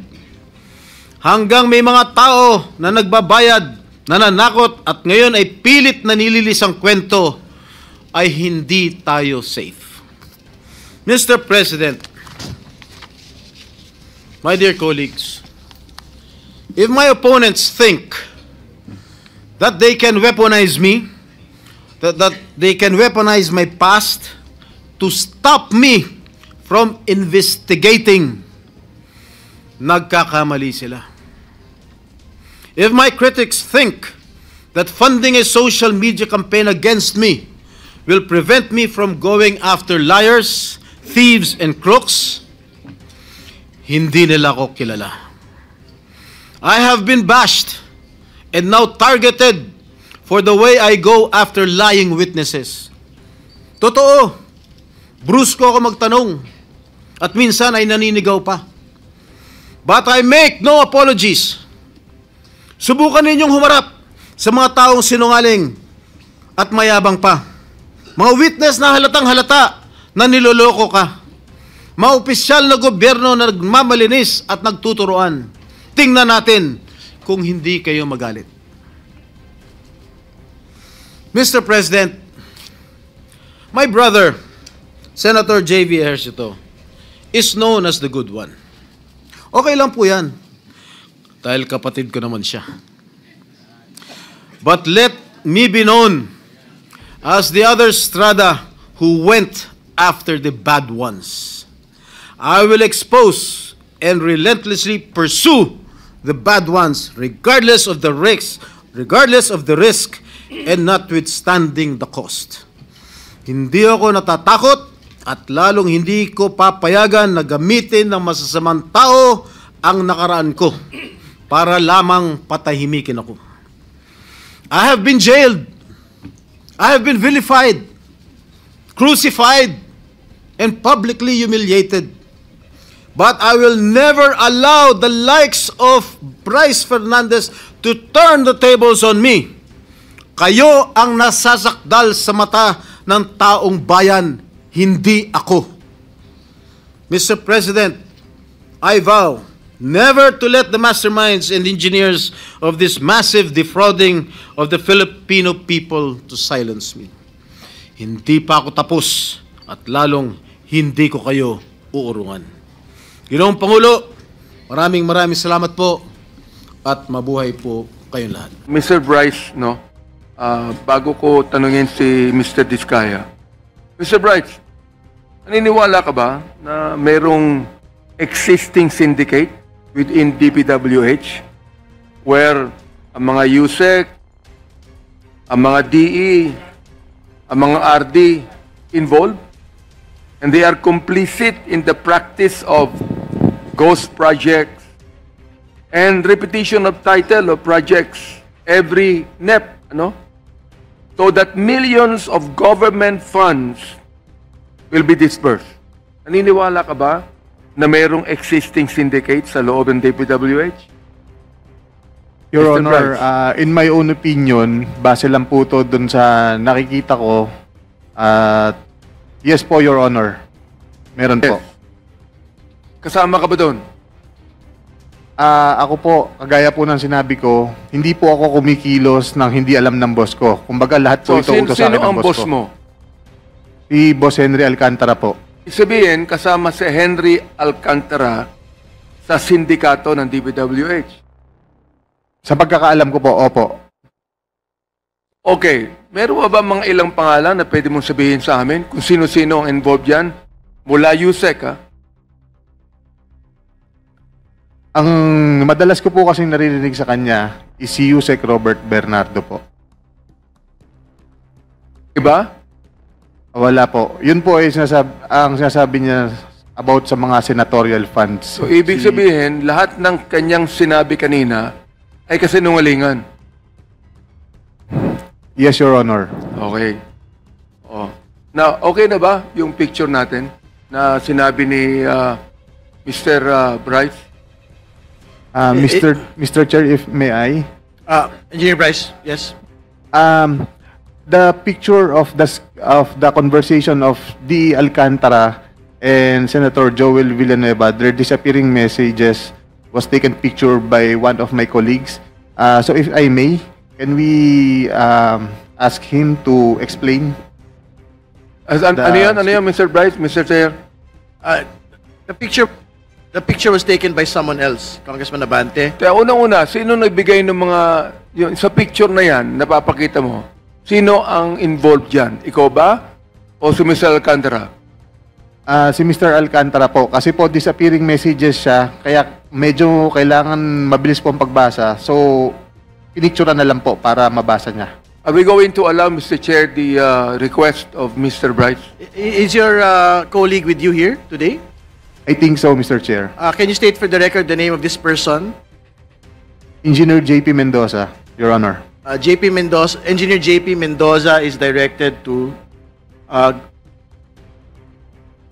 take an oath, before the Mr. Chair. committee. Mr. Chair, Mag-oath muna siya. Mr. Chair, just a clarification. Is Engineer JP Mendoza the one to explain the context of the pictures? Yes. He was the one who made, who took a picture of the disappearing message.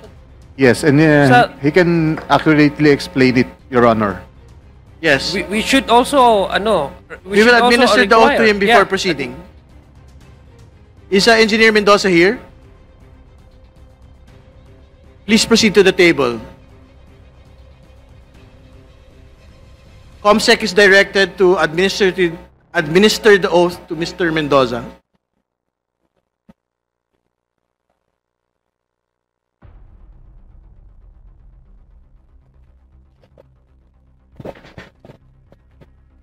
Mr. Mendoza, please stand up and raise your right hand. Is Mr. Mendoza present? Please proceed to the table.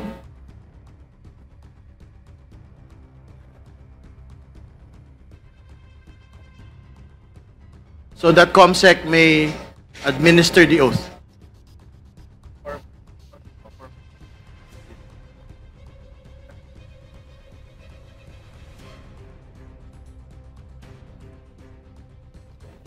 Yung screenshot ko lang. Yes, Mr. Mendoza is here. Please, COMSEC, please administer the oath. Please raise your right hand. Do you solemnly affirm to tell the truth, the whole truth, and nothing but the truth before this committee? Your Honor. Okay na yung picture. Okay na yata. Kita natin.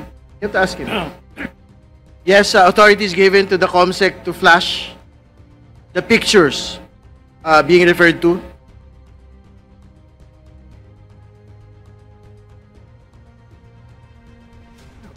Who will provide the context of the picture?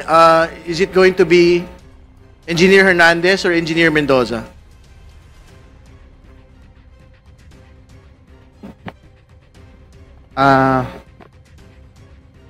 Your Honor, this picture was taken in the place of our friends. So, there are, meron pong kasunod na picture yan na makikita nyo po na puro pera lang ang laman. No, maybe you can identify the people in the picture first so that we can have more context. Who are the personalities involved, and are these personalities named by anyone in the course of the inquiry already? Sino po yung mga nasa litrato? They are previous employees of Bulacan First Engineering District, Your Honor. Sino-sino po itong mga ito? Mga pangalan, kailangan po magbigay ng pangalan. Dating Assistant District Engineer po, Rafaelito Marcelo. Dati pong Maintenance Chief, Ernesto Daos. Planning Chief, Ernesto Galang. Administrative Officer, Evelyn De Jesus. Chief Ruben Santos ng Materials and Testing, at yung accountant po namin na si Chief Jun Mendoza, at saka si District Engineer Henry Alcantara po, ang aming boss, at saka po si si Yusek Robert Bernardo po. Would it be possible kung may isa-isa, kaya bang ma-point yung mga faces on the screen? Okay na yan siguro. I think everyone, the names had been stated already. It's okay, Congresswoman Ko. Thank you. Okay, we can proceed to the next picture, please. Yan po, sabi po nila, hindi po sila magkakilala. Baka naman po fan lang siya. Can we state for the record who the personalities in the picture are? Yung boss ko po, si Boss Henry Alcantara, at saka po si Senador na akala po niya ligtas na siya. Sorry, we have to have proper decorum, please. I'm we have to state for the record the name of the person and the occasion that we are talking about. I believe, Your Honor, ito po yung birthday sa Soler, na ito nga po yung parang sa 10th po ng Soler ginawa yung birthday ni Senator Jinggoy Estrada po. Again, to be very clear, who are the personalities? Please state for the record in this picture. Si Boss Henry Alcantara po, at saka po si Senator Jinggoy Estrada po. Thank you. Next picture, please. So again, these are pictures with known personalities during the birthday of Senator Jinggoy Estrada. Is this correct? To be honest, Your Honor, I do not know when this picture was taken, but I'm just trying to show that Mr. Alcantara, Engineer Henry Alcantara, and Senator Jinggoy Estrada have met a couple of times already. And they appear, what do they appear? Do they appear close? And they appear super close, Your Honor. All right, thank you. Please proceed. Next picture, please.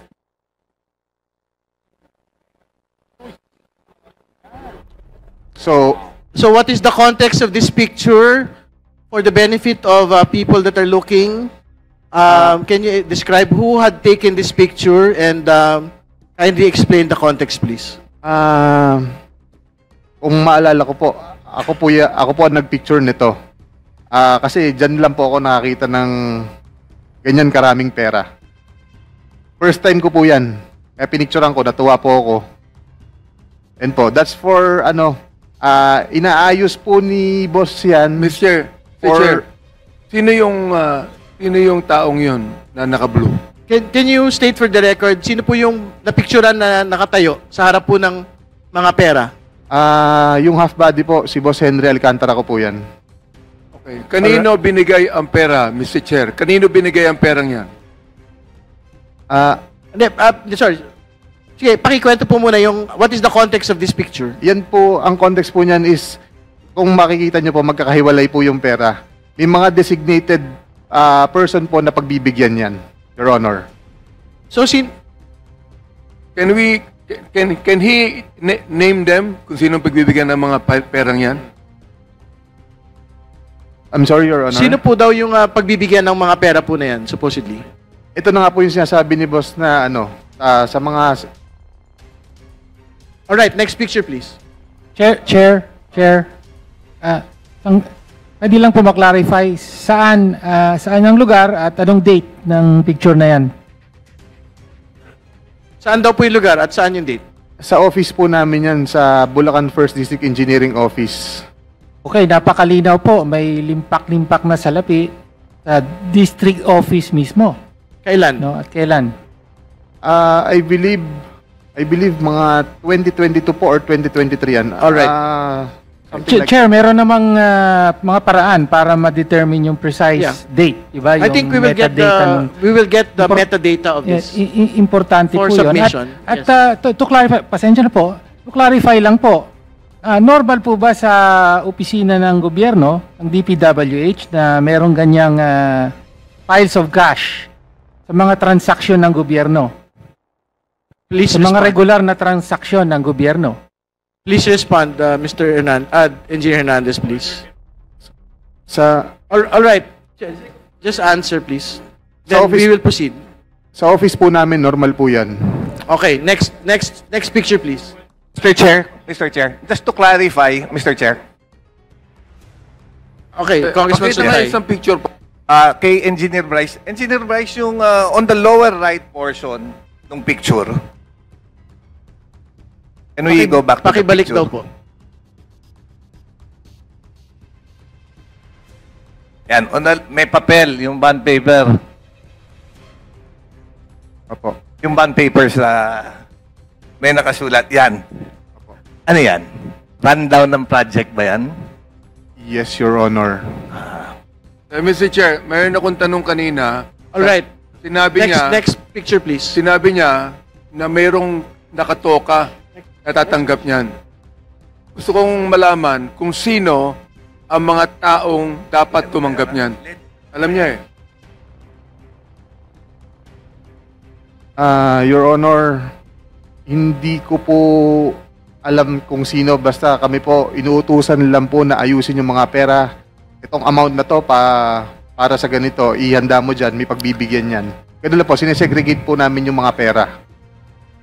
Yun lang po. And the rest, kagaya nga po ng sabi ko, is ang politiko po, ang politiko or yung proponent po, si Boss Henry lang po ang kausap. Okay, next picture. Mr. Chair, para ba yan sa project? Next picture, can we explain?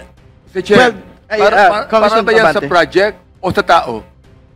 Bibigay ba yan sa tao o para sa project yan? Yes. Please respond. As far as my knowledge is concerned, ibibigay po yan sa tao. Yung nga pong tinatawag na proponent, nakausap niya. For that particular picture, alam po ba natin kung sino ang pagbibigyan? To be honest, Your Honor, hindi ko po matandaan na. Kasi Alright. that's way back a couple of years ago na. Okay, this is a next picture with another set of piles of cash. Ano po yung context nitong litrato pong ito? Ito po, kung ipinakita nyo yung nakita po na pinakaunang pictures na marami pong tao, this is the same exact place. So, ibig ko pong sabihin dito, sa tambayan po namin yan eh. So, yan po yung, dyan po pine-prepare yung mga pera na for delivery with regard sa mga proponent na kausap ni Boss Henry Alcantara. Ano po yung ibig sabihin ng tambayan? Is this within the building of Bulacan First or is it a different area? No, private resident po siya na nilagyan po ng bilyaran para we can hang out after office hours, ganun po. Within the vicinity of the of our office. Sino po yung rinenta ba yan o binili o merong may-ari niyan? Yes po, meron pong alam ko po kaibigan po ni Boss Henry Alcantara ang may-ari niyan. Alright, pero hindi po, first, to be clear, hindi po ito sa building ng Bulacan First. Yes po, hindi po yan sa building ng DPWH. At hindi naman din ho si D. Alcantara ang may-ari, ibang tao. Hindi Mr. po, Chair. hindi po si Boss Henry. Alright. Mr. Chair, gusto Congressman ko Benny, please. tanungin si Engineer Alcantara tungkol sa mga bagay na yan, kung ina-accept niya o dinideny niya. Napagkat kanina, marami siyang sinabing kasinungalingan eh. Engineer Alcantara. Sige, patapusin mo na daw yung mga litrato, Tapusin mo Congressman na. Benny. Meron ko ba? Meron pa? Please, kumpletuhin daw muna natin yung mga litrato. Next slide. Alright. There is a text. Your Honor, I think this is a Viber message. yes, that's disappearing message, Your Honor. Can you read, Engineer Bryce, the name of the person that is there, that is stated in the Viber message, and the content of the message, please? Your Honor, if may I recommend Engineer JP Mendoza to read the actual message because he's the one who took the photos personally from our boss Henry Alcantara. Alright. Sige po, pakibasa na lang po. This is the final slide. Good afternoon, Your Honor. Before I proceed, kagaya rin po sana ng request ni Engineer Bryce kanina, dahil medyo maselan po itong conversation na to, baka pwedeng mag-request din po sana ako ng security kung sakali. Yes po. The committee commits to the safety and security of the witnesses and resource persons who are here, who are committed to the truth, no? So the same will be granted to Engineer Mendoza. You may proceed. Thank you, sir. Sir, yung picture po na yan ay nung October 2023 na kung saan nagre-request po si Senator Joel ng yung mga binasa po ni Engineer Bryce ng flood control kanina na nakasaad doon sa context. 4 lang po yung napapicturan sa akin ng boss ko.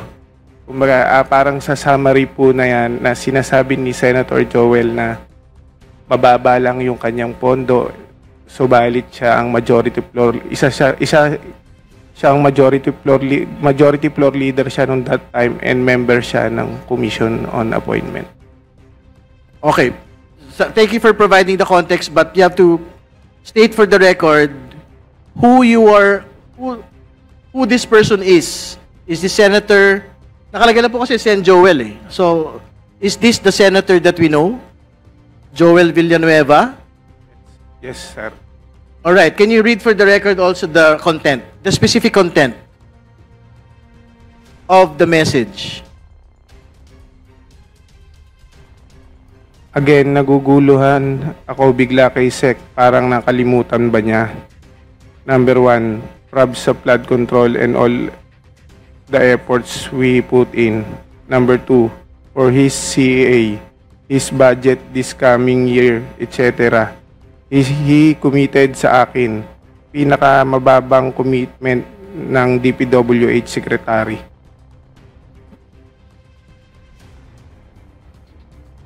All right. Do we have another slide for us? Oh, ito mas malinaw po. Mr. Chair, clarification lang. Kanino sinend yung message and sino yung SEC?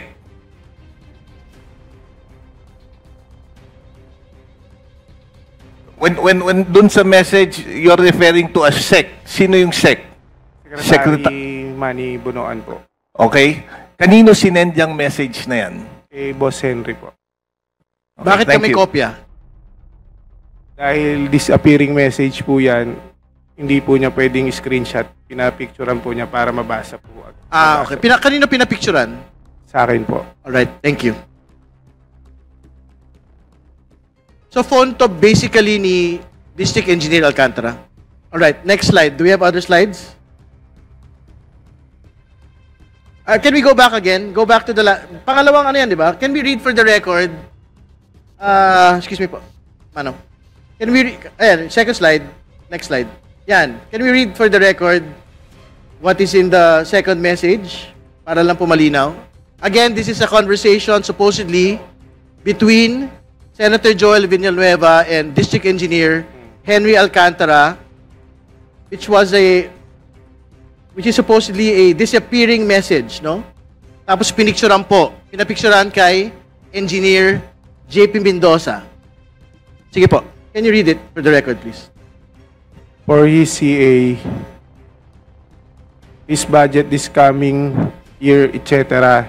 He committed sa akin, pinakamababang commitment ng DPWH Secretary. Ngayon parang lumalabas same na ang 1 and 2. Pag-usapan namin, boss, bukas, boss. So, can relate to SEC po. Okay, all right, thank you. Next slide. This is another slide which is the same context. All right. Sige po, just read it for the record. This is another slide. Conversation between Senator Joel and District Engineer Henry Alcantara, taken by Engineer JP Mendoza. Sige po. Yes, boss. See you po bukas 6 p.m. sa GIL. Majority leader tayo, hindi kong or just one CA member. Yes, boss, I will. All right. That is clear. Next slide, please. May atraso DPWH. Sorry, I have to provide the context. Again, this is another screenshot. This is the fourth picture. Conversation between Senator Joel Villanueva and District Engineer Henry Alcantara. Picture taken by Engineer JP Mendoza. Please proceed with reading the contents.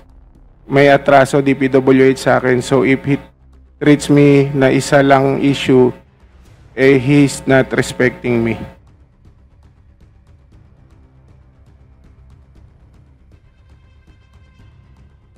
All right. Nabasa na ba? All right. Next slide, please.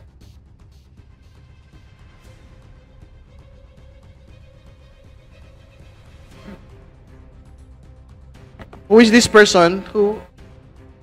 That's from my phone, Your Honor. This is maybe nagkabaliktad po. Yung susunod po ang una. Ito po. This was way back 2022. The time when Beng Ramos was introduced to me by my boss, D. Alcantara. And sinabi niya dito na may project na binigay si Boss Henry Alcantara sa kanya. So, from WJ Construction, yung yung tao. And related sa kanya si Miss Beng Ramos, which is staff of Senator Jinggoy. Dito po is conversation. So, excuse me, before proceeding, can we state for the record again who is Beng Ramos? Staff of Senator Jinggoy Estrada po. Beng Ramos is a staff of Senator Jinggoy Estrada. Yes po, Your Honor. All right, please proceed. This was the time na meron pong project na binigay si Boss Henry Alcantara kay Miss Beng Ramos through Miss Mina of WJ Construction. So, yun po yung ginamit na license or contractor. At nandyan po yung pag-uusap kung kailan po magde-deliver ng obligasyon dahil kailangan po ni Boss Henry. Alright. Sige po. Okay. Okay na. Alright. Sige po. We will give District Engineer Henry Alcantara, before proceeding to the different topic na po, we will give you the right to reply. Yung pong huling picture, wala naman pong binabanggit na ako po yan eh. Siya po ang kausap. Yung una po, yung kay Senator Joel, ang tanda ko po dyan, nagre-request po siya ng mga multipurpose building, yung secretary at that time. Tapos po, nung nandun po kami sa hearing sa Senate, kinausap ko po siya, sabi niya, nagre-request ako kay secretary, papalo up po na lang. Ilan po yan, wala naman po nakalagay dyan na ako'y may transaksyon ng financial sa kanya. Nagre-request po siya, normal lang po, nagre-request po siya ng multipurpose building, additional po sana, para mailagay po sa Bulacan po. Yun lang po, Your Honor. Alright, thank you. Mr. Chair, 1 minute. Tanong ko lang, yung dun sa pera, ano explanation niya po? Your Honor, yung pera po na yun, yung nasa bahay na po yun, I think po, yan po ay pera ng contractor po na nakolekta, nagamit ang ibang lisensya, doon lang po dinala, at nagkatuwaan po na picturean po yan. That's not for the proponent, Your Honor. All right. Okay, we will proceed. Mag-subscribe at i-click ang notification bell para sa mga susunod na video updates. Maraming salamat po.